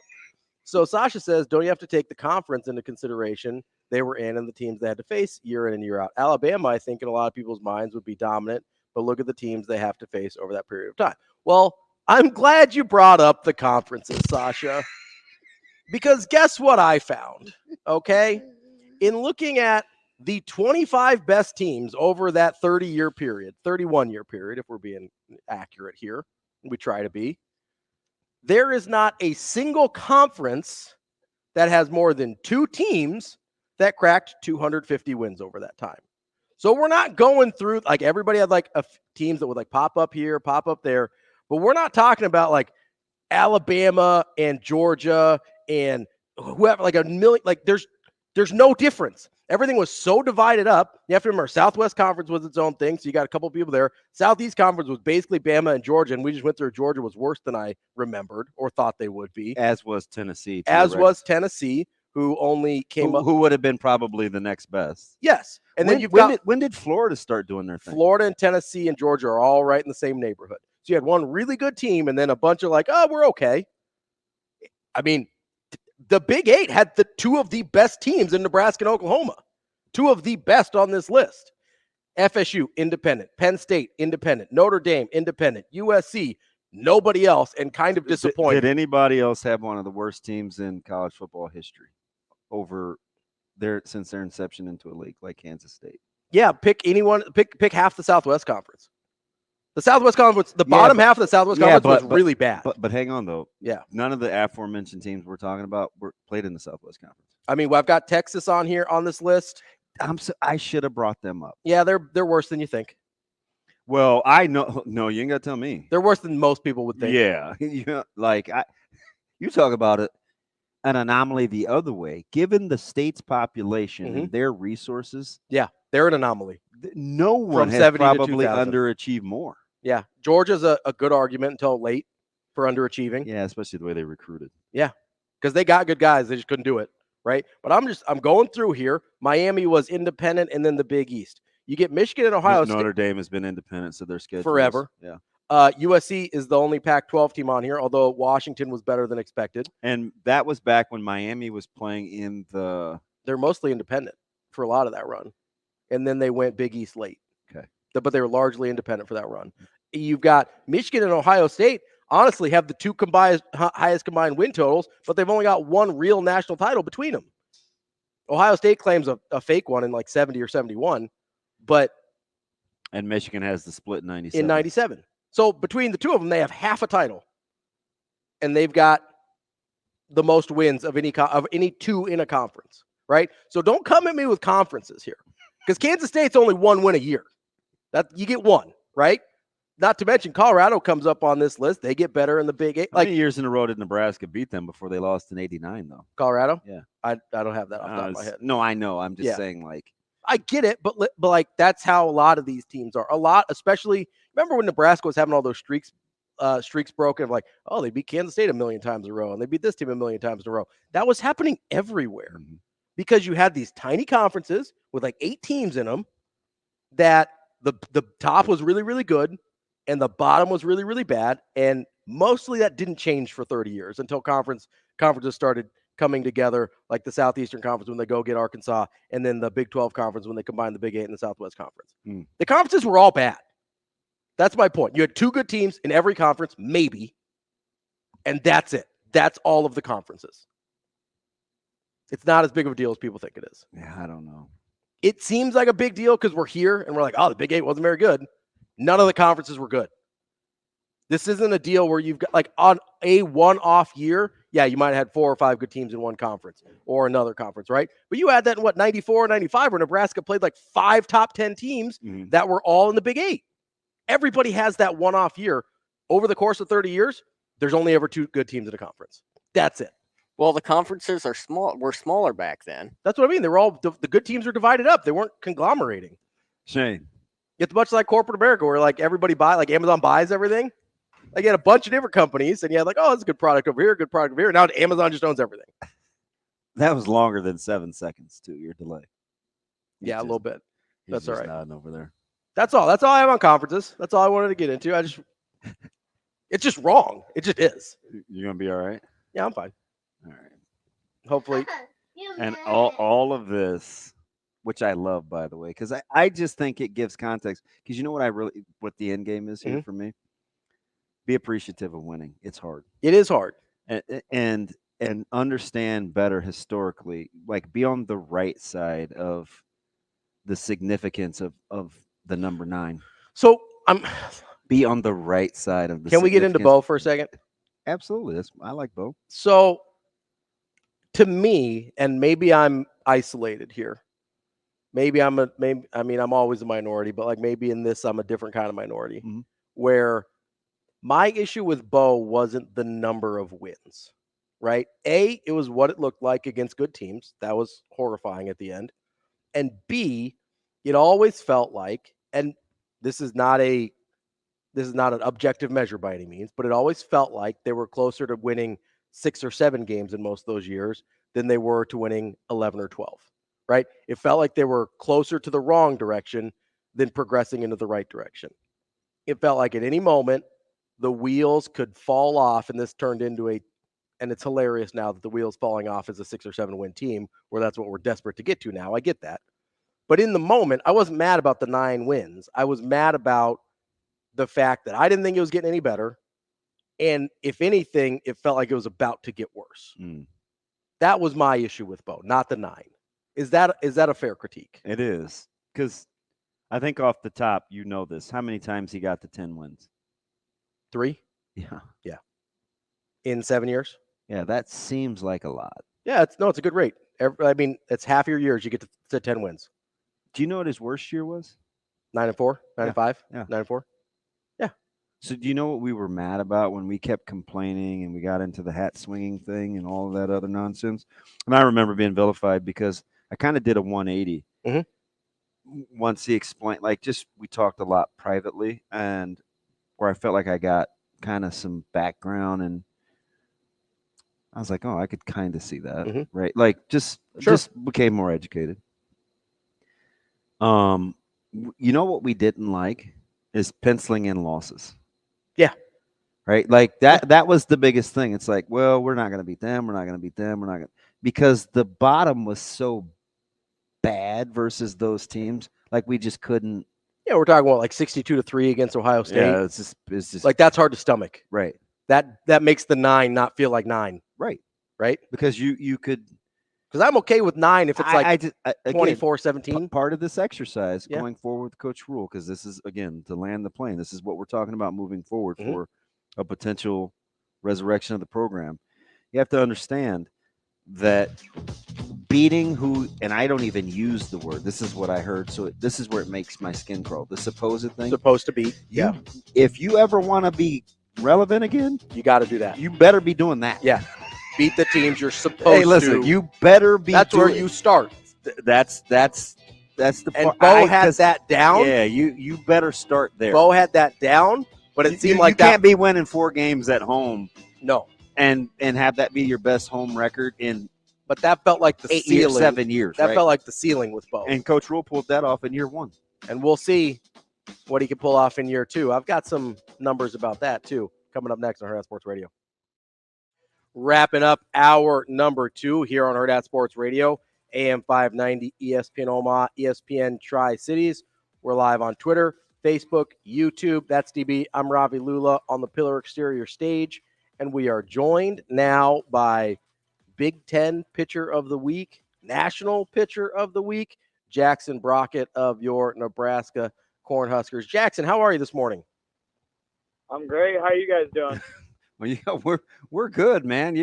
You're saving the day. You're having a huge week, and your team is starting to hit stride, man. Does it get any better than this right now for you guys? I mean, not really. The guys are playing really well. You know, the vibes are up. Just feeling really good about coming into this weekend, and just ready to get after it and keep playing well. All right, Jackson. So I got to go back to last week, right? Because I pitched at a much lower level, like 14 years old. But if I was going good, I knew it, right? Like, at what point did you know, like, hey, I'm having a special night? Versus what point did you know, hey, I haven't given up any hits yet? Well, I'd say like right around the 5th inning, I come off and I sat down on the bench and like looked at the scoreboard and I was like, all right, well, I got no hits. I don't really try to think about it, but it's definitely in your mind.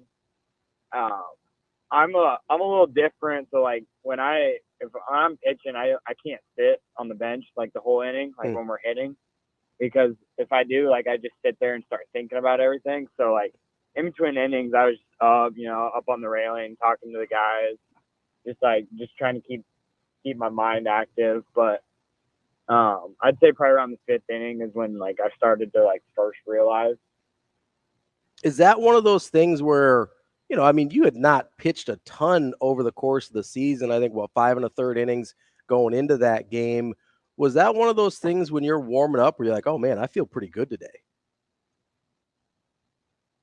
So yeah, a little bit. The whole like plan for me that game was I was only supposed to go like an inning or two. I was just supposed to open the game up and then just hand it off to each guy behind me. And then, Coach Childress, after every inning, all he would say was one more. And that's all he pretty much said to me the whole game. But I mean, it wasn't so much me feeling good. It was just more I just trusted my stuff, but more importantly, I trusted my defense and I let them just take care of the rest.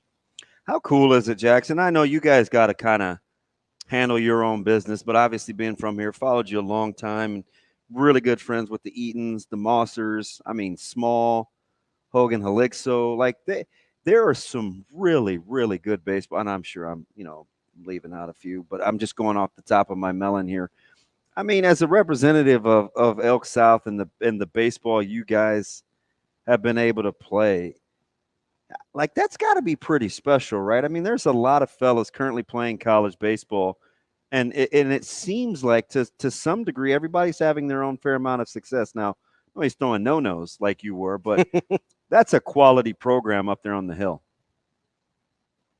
Yes, sir, for sure. I mean, I think it just like speaks volume to like, the amount of talent Nebraska like produces and has. I mean, like you said, you listed off a couple guys, but that's just a handful. I know. Full disclosure, I left off Elliott Brown and Geezer because I went to school with their dads, so it's like they'll be texting me that I didn't say their name. And no, I'm kidding. It's totally intentional. But I've just known those guys for so long. But go ahead. I'm sorry, Jackson. Yeah, like I was saying, it's just like, I mean, it just speaks volume to the amount, like the talent that the state of Nebraska has. I'm really good friends with a lot of those guys. And I mean, we talk, they're like Hogan. I've been friends with him since we were about 8 years old. We played together from the time we were 8 all the way until end of high school. So, I mean, I talk to him every day, and then obviously playing against him when we play Creighton. But yeah. Jackson, do you ever get frustrated, I guess, that the Metro in particular doesn't get the amount of respect for the talent level here at the high school level? Because I've been banging that drum for darn near he takes it personal 15, 20 years. And it seems like no matter how many good players come out of the Metro, no matter how many good players go play college or pro, it just never really seems to get the appreciation that it really deserves. I mean, having grown up here, or at least played high school here, that like there's, like you were saying, there's a ton of really good players here. Yeah, I mean, I would say like for sure, like the past couple, like a couple of years ago, definitely like some of the guys definitely didn't get some of the exposure that they like were that they deserved, so to say. But I think the past couple of years, like Twitter, like social media has played a really big role, and I think like names are starting to get out there more, like with like Perfect Game, PBR, like Nebraska Prospects are a very good organization. They get their guys the exposure they need. I think I think the direction it's going is going to help the state of Nebraska get those players the attention they deserve. So, all right. So, just knowing Coach Bolt as well as I do, Coach Childress, that staff, it's back to it, right? You took 2 out of 3 from the Gophers. You got a huge one coming up with Indiana, and I get it, 1 game at a time, totally. But do you guys talk much internally about setting yourselves up for what you want to do to win a Big Ten regular season championship? I mean, obviously that thought's there. Like, we want to win the Big Ten. We want to host regional. We want to go to Omaha. It's definitely talked about like at the beginning of the year. But I think the biggest thing for us and what like our coaches preach so well, and then the guys have really adopted, is just really being like present, like just being where your feet are that day. You can't, because you look too far ahead, like about like if you start looking at the tournament now and then thinking about that, like you're not going to be able to perform to the best of your ability today. So I think the biggest thing that like all of my teammates that we have just really got into our minds is just being where we are today, attacking the day and like giving it everything we have for that day, and then just keep doing that day after day after day, and then eventually just like essentially letting everything take care of itself. It's crazy. Just listening to you talk, I got in my feels for a moment, because I always talk about when I watch programs and coaches impact, I always wait to see how long it takes for players to sound like their coach.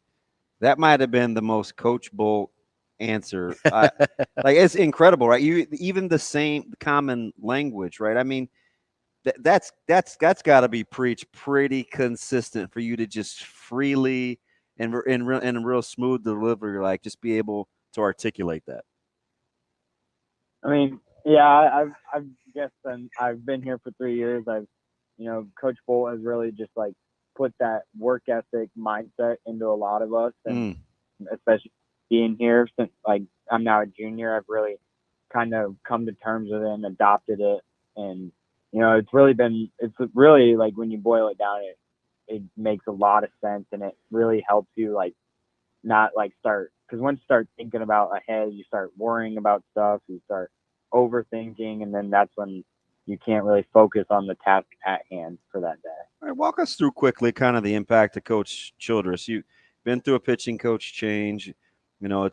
Sears has kind of settled in. We've seen what you were capable of doing, being on call. We've seen, Caleb Clark kind of settle down in the second half of the season and find his stuff. Like, what has it been about Coach Childress's impact for you?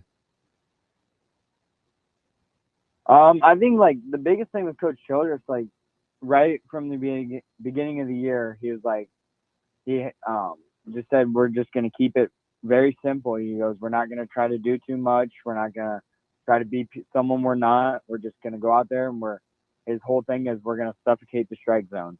Try to our biggest goal as a pitching staff is lead the country in fewest amount of walks. And that is something that we preach really hard, like throughout the whole staff, and every guy that goes out there, all they want to do is just attack, and they're gonna attack you with everything they got. And I think Coach Childress has been really good at just developing that mindset into each pitcher, so when they do go out there, they're ready to just go.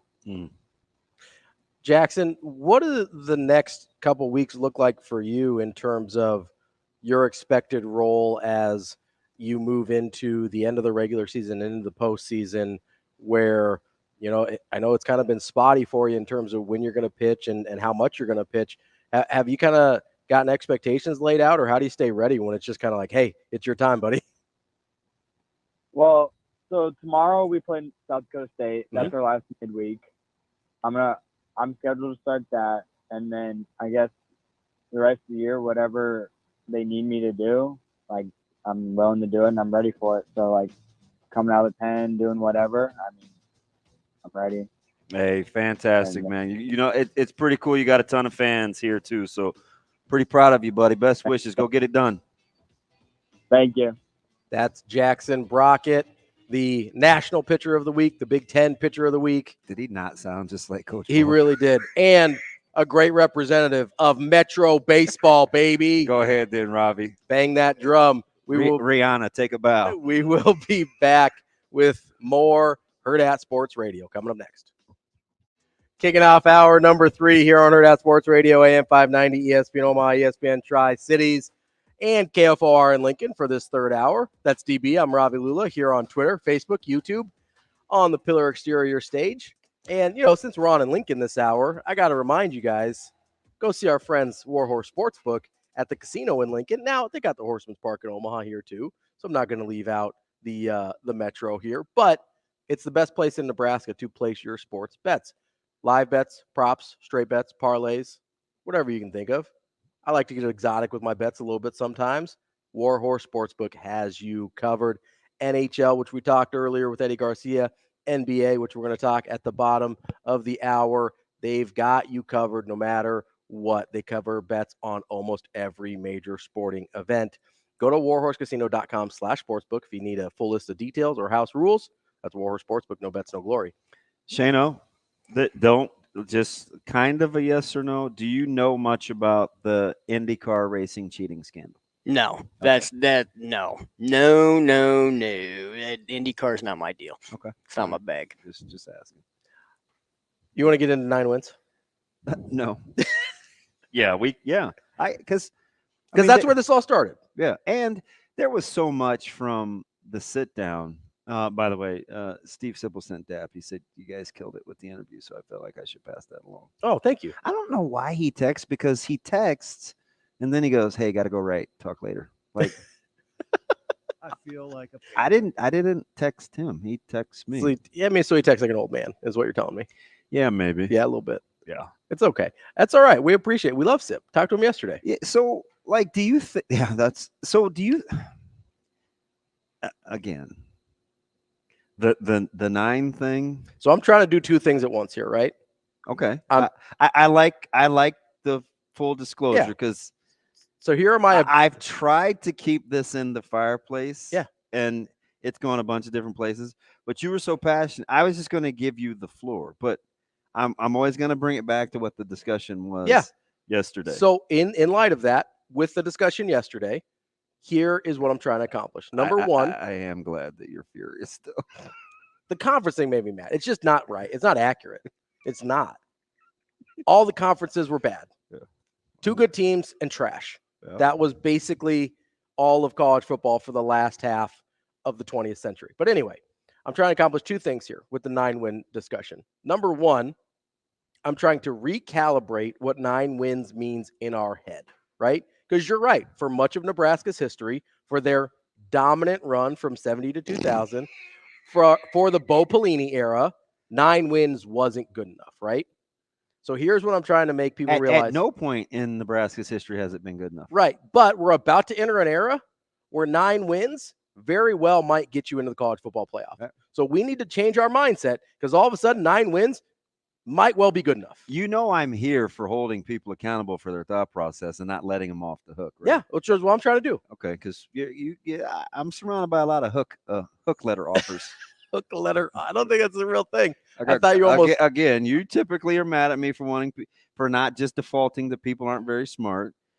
Shafe went off. Like, the list goes on and on and on about.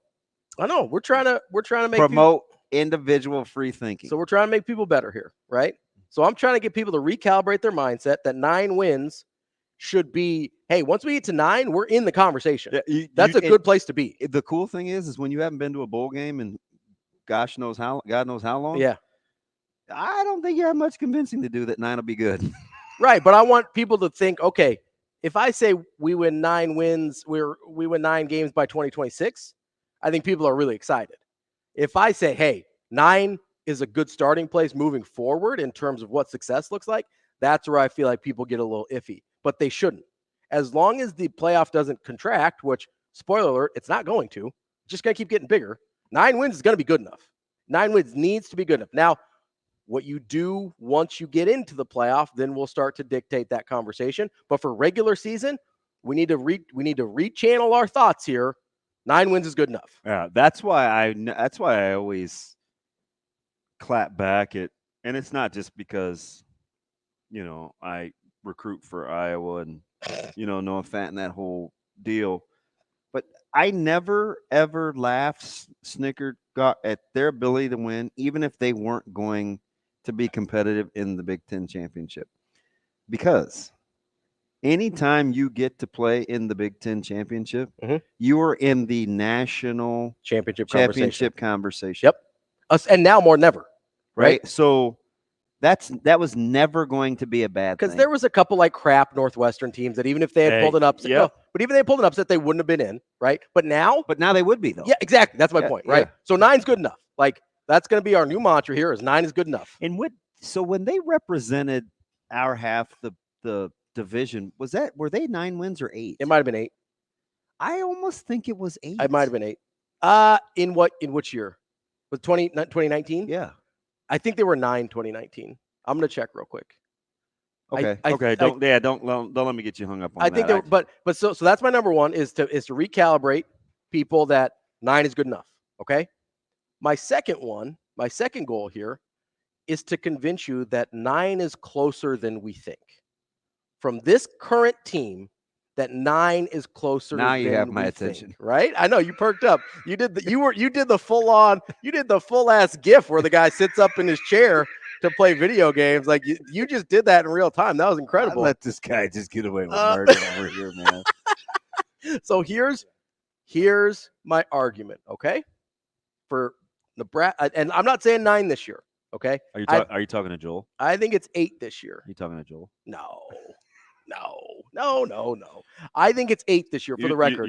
You'd love him, by the way. He's the type of guy that probably wear a nice white robe and house shoes. But I love good house. Although you'd probably have a cigar, Joel would probably have a pipe. I do love a good house shoe. It's very distinguished. So let me try and convince you here that 9's closer than we think. Okay. Don't be distracted, Shane. We call those slippers. No, there's a difference. Go ahead. Slippers aren't as fancy as house shoes. House shoes are bougie slippers. Okay, so Nebraska last year, 5-7, right? Coach Rule tells us all the time, we're 5-7 until we're not, okay? That's fair. There's only 2 games in there that are not even close. Colorado and Michigan, right? Just toss those out. Those are losses in every scenario. And I would make the case with you that you're wrong about Colorado. I would agree, but listen, I can't argue with the final. Like I get it was closer for way longer, and that if a couple things go different, that's a way different score. Yeah, but I don't think was a talent deal. I don't either. But those are the ones that are dramatic losses in terms of final score. I'm tossing those out. Okay, that leaves you with 5 losses, all of which are by 1 score. Okay, you got 3 to Minnesota, you got 3 to Michigan State, you got 3 to Maryland, you got 7 in overtime to Wisconsin, and you got 3 to Iowa. 5 of those games, right? Those should be, I know you don't like being a coin flip guy, but those should be 50-50 games. Well, I'm not dumb. No, I know. All right. Most of the time. I would those should be 50-50 games, right? But you know what I don't like hear? What? Just don't be the guy or gal that says if we had competent quarterback play, because that's not really what it was. We can make this feel good seem like it's about better quarterback play, but it is a factor. It is, but right. I typically right about these things more than I'm wrong. Don't ever assume you're going to play defense during that stretch the way that they did a year ago either, or get more or less consistency in the special teams area. So cool. You may get hard. It would be hard not to get better quarterback play. Still may not yield the same results. Don't isolate. Don't be that guy. Because that's number one, it's not sound. Number 2, that's more fanny than it is and like as an analyst. So and I do skew fans sometimes. I understand that. But let's take those 5 games, right? All 1 possession. 4 of the 5 are 3-point games. The 5th one is an overtime game. So it's basically a tie, right? I mean, until 20 years ago, it would have been a tie. Okay? So out of those... Are we going to ever win a game in overtime? Hopefully someday, right? But out of those 5 games, we'll call them coin flip games. Those should be 50-50 games, right? If regressing to the mean or progressing to the mean, eventually you should win about half those games. So at 5, that's either 2 or 3. Can I ask a question? Yeah, absolutely. when we've had this lack of success in one-score games, is the mean just the mean, or does it move? Do you need significantly more games because we keep talking about regret coming back, but they're not, though. They're continuing with the trend. Yeah, I have a hard time with that under different coaching staffs. I really do.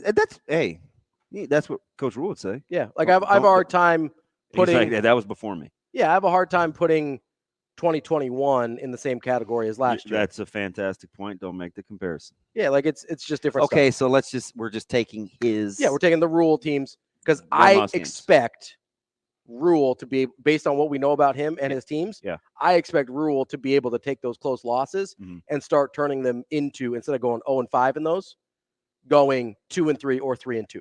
Right? I'm not asking them to go 5-0 in those games because that's unreasonable. You're not Iowa. Iowa would go 4-1 or 5-0 in those games. That's who they are. I'm asking Nebraska to basically be average in those games, 2-3 or 3-2. All of a sudden, that is a 7 or 8 win team, just like that. Just like that. Just be average in close games. It's a 7 or 8 win team without changing anything, really. 7 or 8 win team, just like that. That's how I get to 8 so easily in my head, because I don't look at last year's team and say, ooh, we're doubling the win total. I look at last year's team and be like, how did that team not win 7 or 8 games? I'm probably with you there. Like, I 100% agree with that. Yeah, I mean, I think it's a fair point. It was more improbable that they didn't win any of them. Get any of them than it was that they were to get 2 or 3. Yeah. It was statistically less likely to go how it went than to do what I'm saying. If I remember correctly, right, Nebraska lost 3 games, which at one point, halfway through the third quarter or less, later, they were a 90-some-odd% chance to win the game. Yeah, I think it was Michigan State, Wisconsin, and Iowa. I think I somehow thought Maryland was in there, but it might have been 4. But it might have been all 4 of those. Maybe not. Okay, I'm just this is just because I know they were 90% or later on Iowa. Maybe Wisconsin wasn't in there. Maybe Wisconsin might not have been in there. But either way, because they kicked the field goal to go to overtime with Wisconsin, right? So Wisconsin. It might have been Michigan State, Maryland, Iowa. But my point is, it's not a stretch to get to 8 this year, because I look at last year and go, statistically, that's going to be 7 or 8 more often than not. You know what makes me think about, because you said without changing a thing, but do you know what I can't get over? What's that? Not being able to get a key third down stop. Yeah, absolutely. I can think of 3 in particular. So, and you're right. Right? But as bad as quarterback play was, sure, we still couldn't get off the field on third down. Can I make the argument that the late third down conversions were a fatigue issue? No. Okay. No. Well, I'm asking.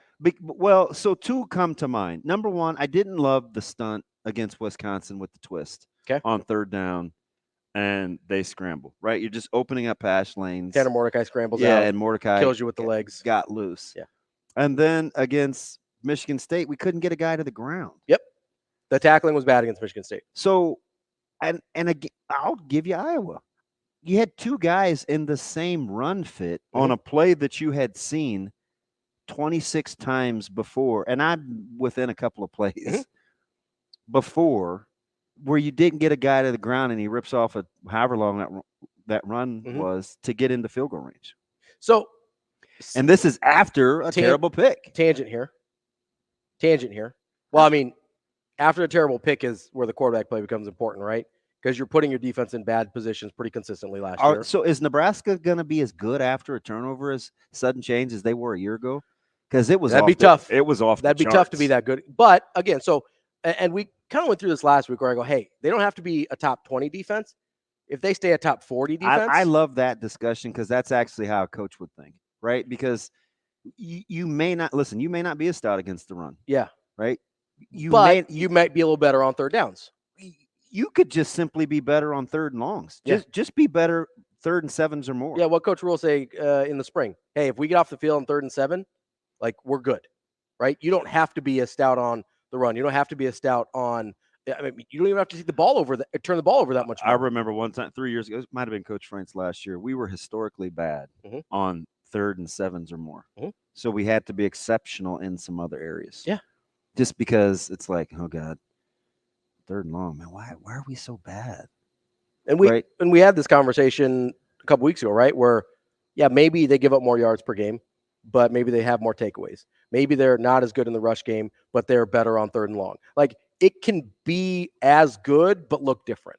Or it could be maybe a little bit worse, but more effective, right? So those things can all be true. But I mean, look at that Iowa game, for instance, and this is the tangent I was going to go off on here, was what Coach Rule say last week about the box in the hallway when a recruit was in, right? Oh, yeah. Okay.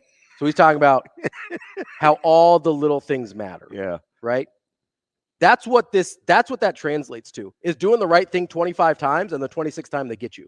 If you do the little things right every time, they don't get you the 26th time. He said some amazing things to me that I've like stored in the Rolodex, where he'll say things like, he's like, Damon, we don't even know how to travel, right? Like it matters, but it doesn't matter. Or, our locker room is incomplete. Like part of us are here and part of us are there. It matters, but it doesn't matter, right? It's like until you get, what was he talking about last year when he uttered the GEM? GEM. He goes, what does it have to do with winning and losing? Nothing, but everything. Yeah. So here's what I hear. Do you remember what he was talking about? I don't. But those are the kinds of things that lend credence to what you're saying when he says, hey man, just get better at the. You know how I kind of think about it? Because I was actually thinking about this a lot after he said that with the box in the hallway. Because I was like, man, I get it. It's a little silly, but I get it. But so I took it to a place where I understand things, right? And that is the strength and conditioning place. How many times have I said part of the reason strength and conditioning is important is because you get your body and your mind to a place where you're fatigued, you're exhausted, you don't know if you can go on, and then you continue to perform, right? It is a mental exercise as much as it is a physical one to know, hey, when I feel like this, I can still do what I need to do. Okay. So I take that into doing these things that have nothing to do with football and doing them right. It's a matter of getting yourself in the mindset of always doing the right thing, always doing the thing you're supposed to do. Even though the box in the hallway has nothing to do with football, it's a matter of, hey, if we are always, regardless of situation, doing the thing we're supposed to do, our mind will default to that. Like Coach Lamanji taking to a unity council that the locker room needs to be clean. Yes. Like, hey, that's a microcosm of.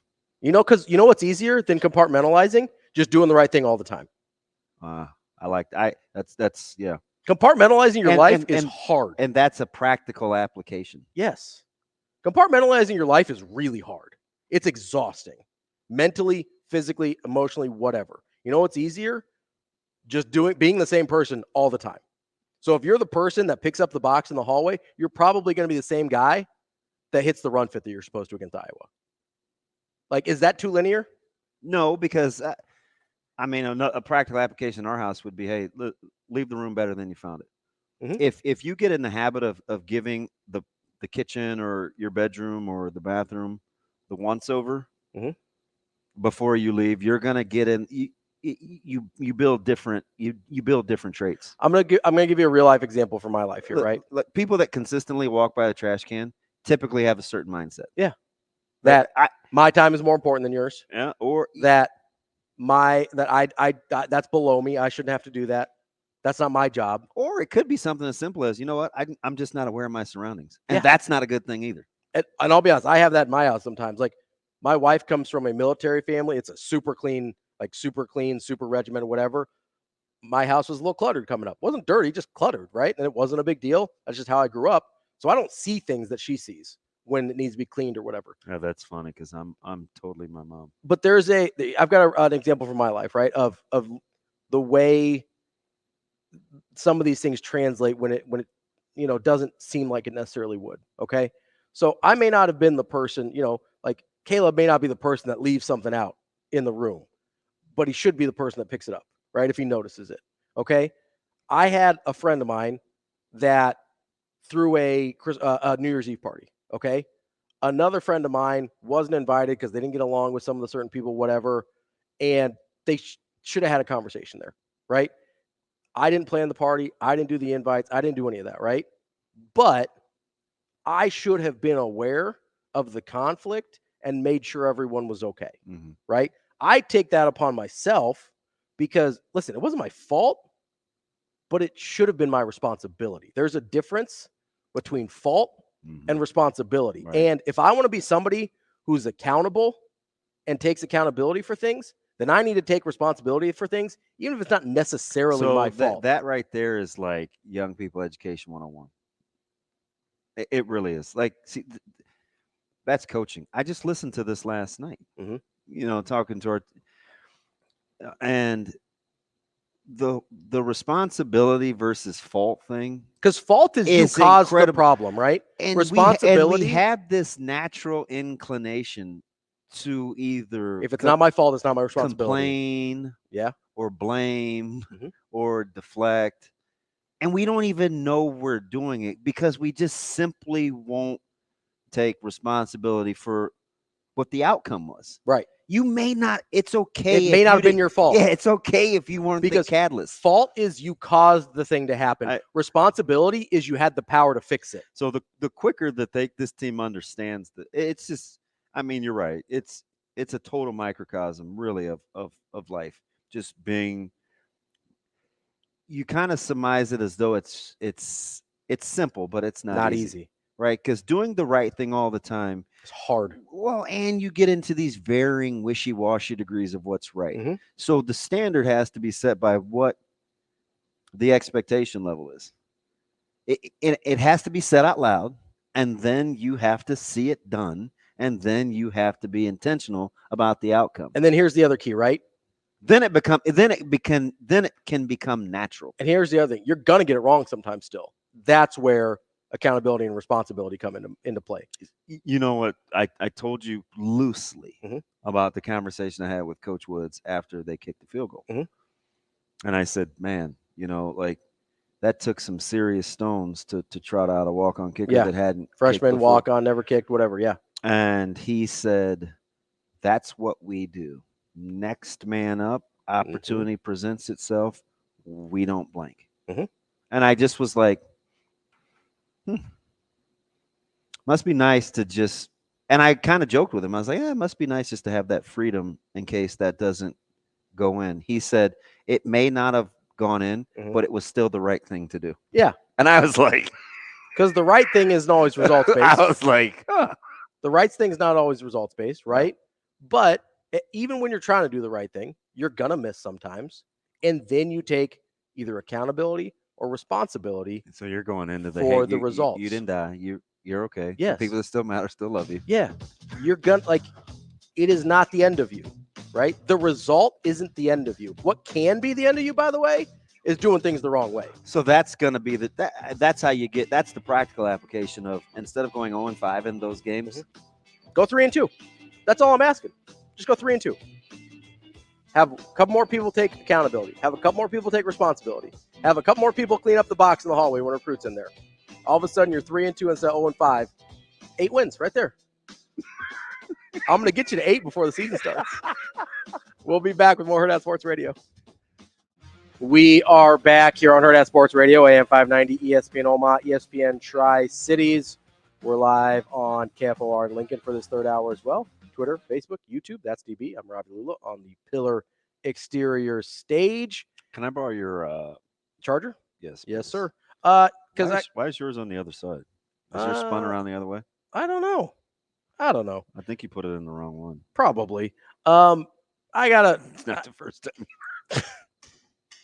Moving right along. What up, Shane? So our guy, I miss Diane. Where is she? the Iron Lung on Twitter here. I don't know. She needs to call in. I think it's Don. Our guy, I think he called in the other day. Crazy Meyer? Yeah.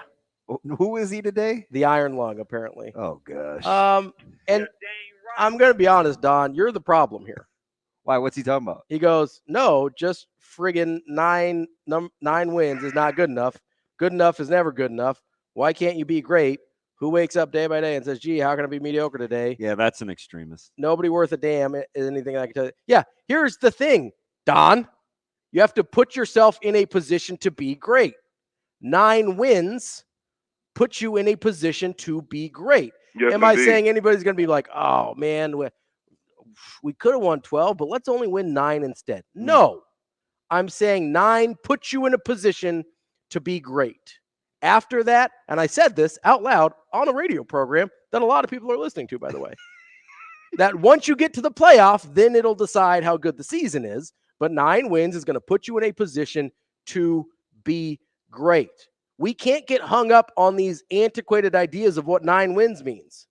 Because 9 wins now means you're in the conversation. I still can't believe we're having these conversations. See what I mean? And I'm not saying Don. Like that's I'm saying Don. Do better, Don. There's more of him than you think, though. I know, and it drives me crazy. But that's what So started let's get this over whole that. thing. This what started this whole thing. And I'm saying good enough from a fan perspective, you need to be okay with the idea that 9 is now what puts you in the conversation. It used to be 11 or 12, right? Now 9 is what gets you to the place you want to be. Yeah. I'm not talking about coaching staffs, right? I'm not saying Matt Rule should go out there and be like, guys, we're just trying to get to 9. Okay. Anything more than that is a little too much, a little too crazy. No, I'm saying as a fan base. Yeah, you're not capping it. No, as a fan base, 9 should be the goal of what we get to, because that puts you in a position to be in the national title hunt. Shane, I was going to actually read Jason's deal because I kind of liked it. Jason Derulo? Oh, there you go. Thank you, Shane. That's pretty good. Are you listening? Sasha must have done that. Go 1-4. Oh my goodness. Go 1-4 and go 1-4. So we're not even asking for a dream scenario. Just be Jason just says go 1 and slightly better than the worst case scenario. just go 1-4 in his 50-50 games and we go bowling. We don't need statistically 2 or 3 of those to go bowling. Yes, to get to 7 or 8 wins, but not to get to a bowl. The Minnesota game, we were winning by 10. That was the one we missed. Probably the win probability. So that's 4 at least. With 3 minutes to go in the game, the Black Shirts failed to get a stop on Minnesota twice. That's another one of those games. I wasn't going to jump out of the window because I don't want to make light of that, but I did a serious lean to see like if somebody would catch me on the 3rd down scramble from Cal Manis, and I was like, really? You guys are kidding me with that, right? Somebody left the box in the hallway. Right? Yeah. Like, don't squeeze so hard. Just play loose. Be free. Go play. What did you call what's the term for when somebody says something generic and they don't, not platitudes. Like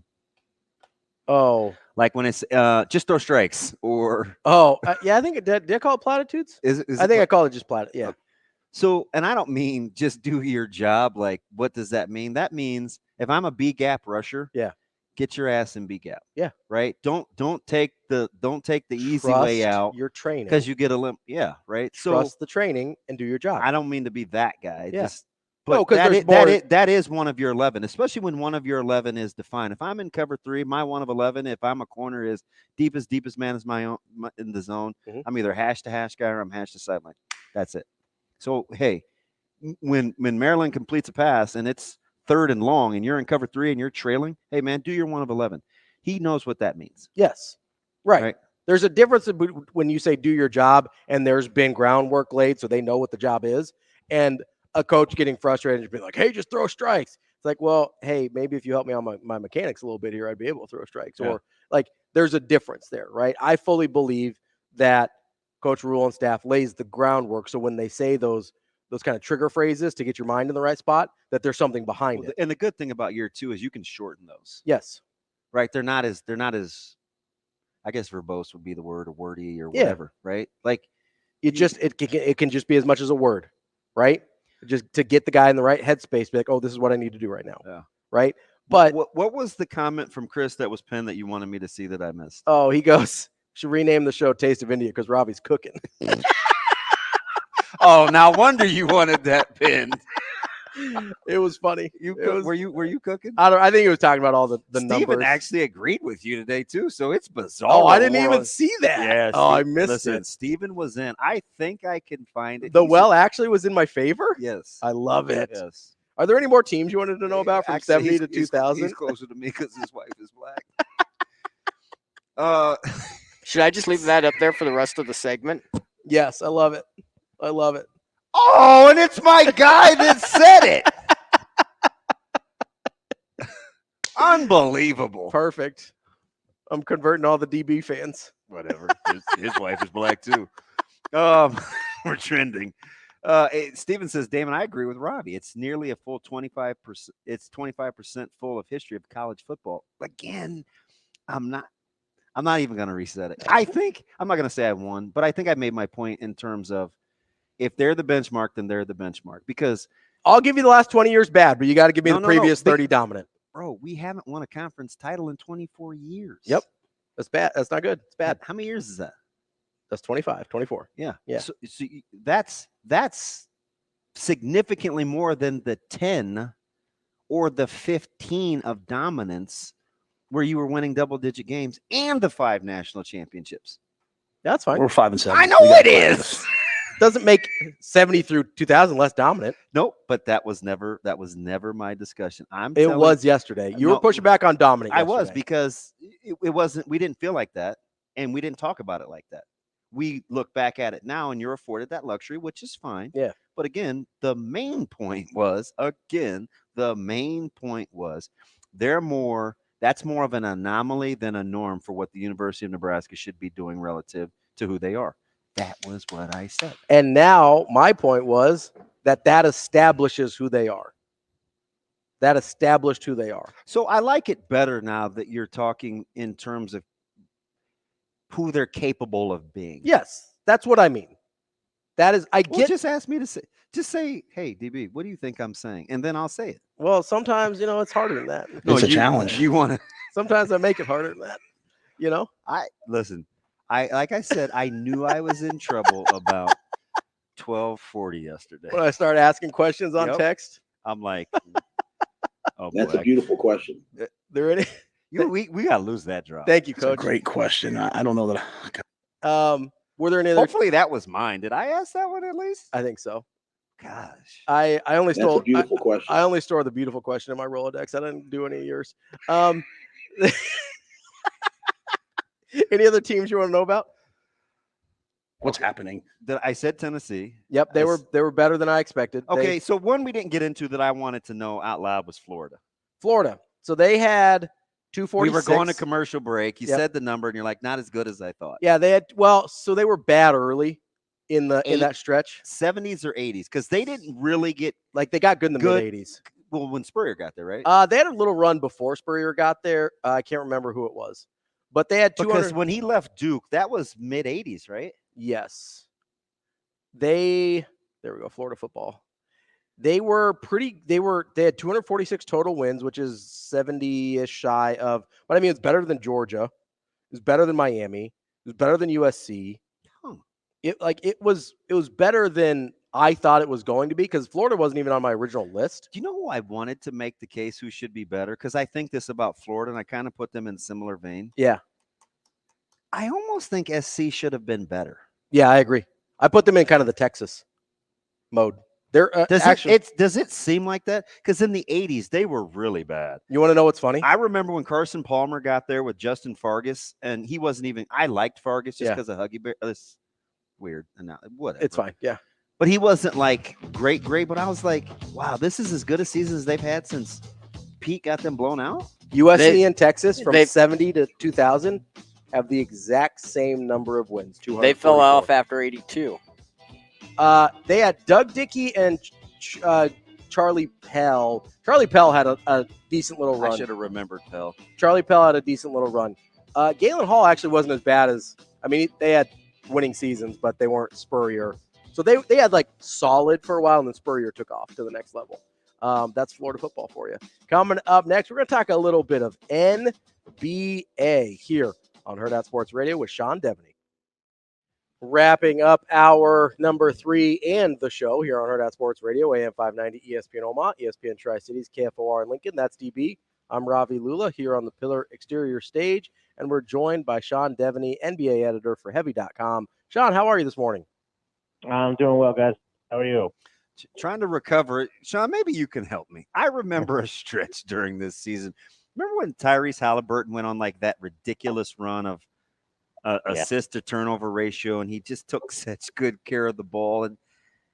And the last third of the season, and I get the injuries. I do. I do want to factor that in. but probably more importantly, when I say Tyrese Halliburton to you, what do you think of as a player?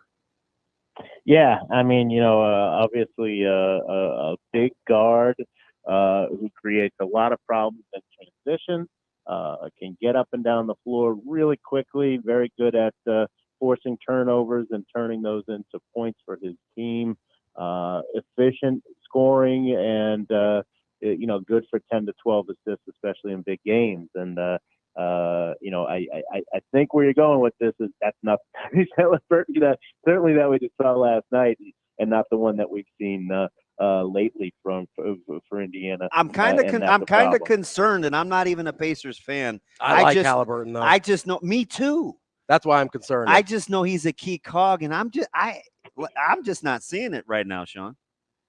Yeah, no, and I do think the back injury is really the only thing that I can come up with that must be slowing him down. He didn't look great in the first round either. So there's certainly a lot of questions there, and for him to go 2 for 6, and really for Indiana still be in that game with him playing the way he did, that's a problem. But I mean, a lot of the other things sort of played out the way that you'd expect.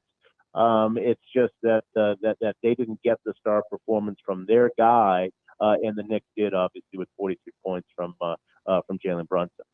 Sean, speaking of star performances and having a little concern, what is your level of concern for Denver after what you saw from Minnesota last night without even the defensive player of the year in the league and Rudy Gobert?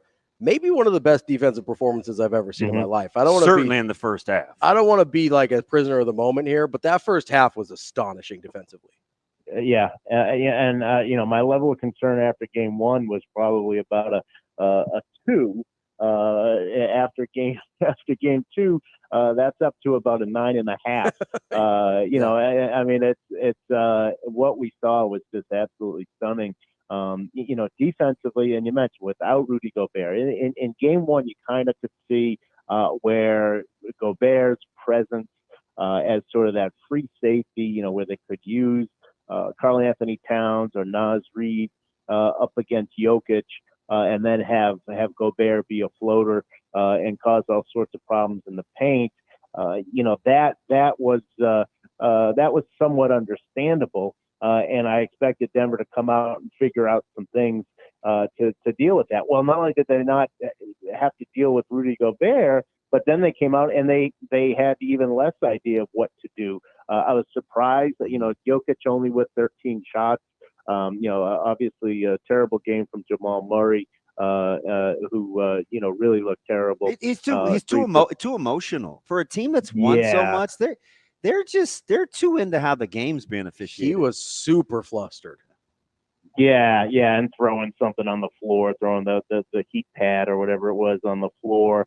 I mean, to me, this was also an opportunity for Jokic to really take over and say enough of this, and he didn't do it. I mean, he only took 13 shots himself. So just a really, really baffling effort from defending champs, a team that I think most of us thought were going to bounce back from that disappointing game 1 and play much better in game 2.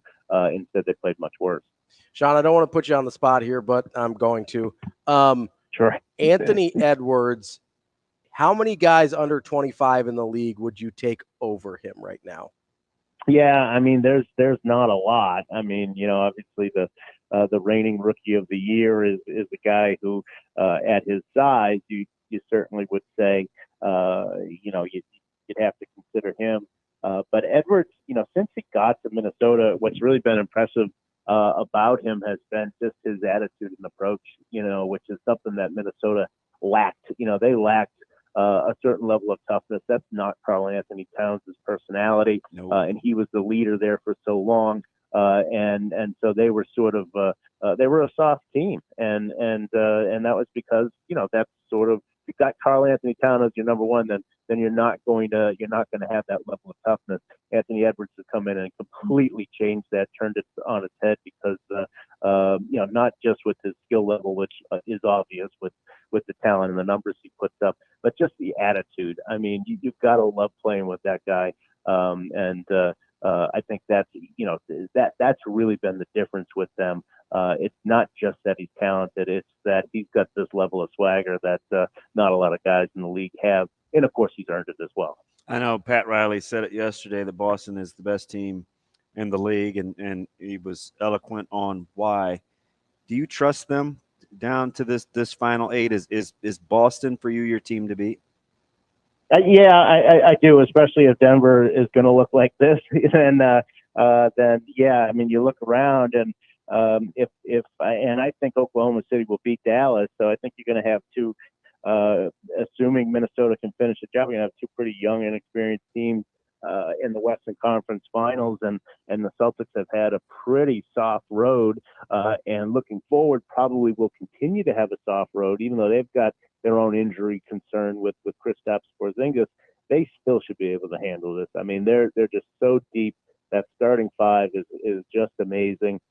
Some of the things they've gotten into the past few years, where there's struggles between Jason Tatum and Jaylen Brown. I think all that's kind of gone away, especially when you've got Derek White, you've got Drew Holiday out there. Just everything that's held them back in the last few years isn't there anymore. So, that combined with what looks like a pretty easy road to a championship, really the Celtics have no excuses at this point. Sean, you mentioned Oklahoma City and how you think they'll win their series against the Mavs. As you look at that team, is there anything that would prevent them from winning a championship besides just experience? Like, is that the only holdup on the Thunder? Yeah, probably. I mean, they are a very, very deep team, and they've been quietly collecting all these assets. They've got pretty much everything you want. They've got some shooting. They could probably be a little better with their shooting. That's what I would say. Yeah, that could be the one thing. But I think they shoot well enough certainly they have guys who are threats and can stretch the floor. I mean, if you've got Chet Holmgren, even if he's not making 45% of his threes, you've got to guard him out there, and that's going to stretch the floor. That's going to open up the middle. That's really what you want, and so I think they're good enough with their shooting. Obviously, a good defensive team. Lou Dort probably doesn't get enough credit for how good he is, and I think it's crazy how his contract looks like a steal now, doesn't it? I love it. Does right? A lot of people. Right, a lot of people complained and said, "What are they giving him that much money for?" And you can see why. I think he's going to do a great job against Luka. I think this is going to be his time to shine. So, they've got him. Obviously, they've got their two leading scorers in Shea and Jalen Williams. The funny thing about the Thunder is that what they've done is essentially what the Sixers wanted to do with the process.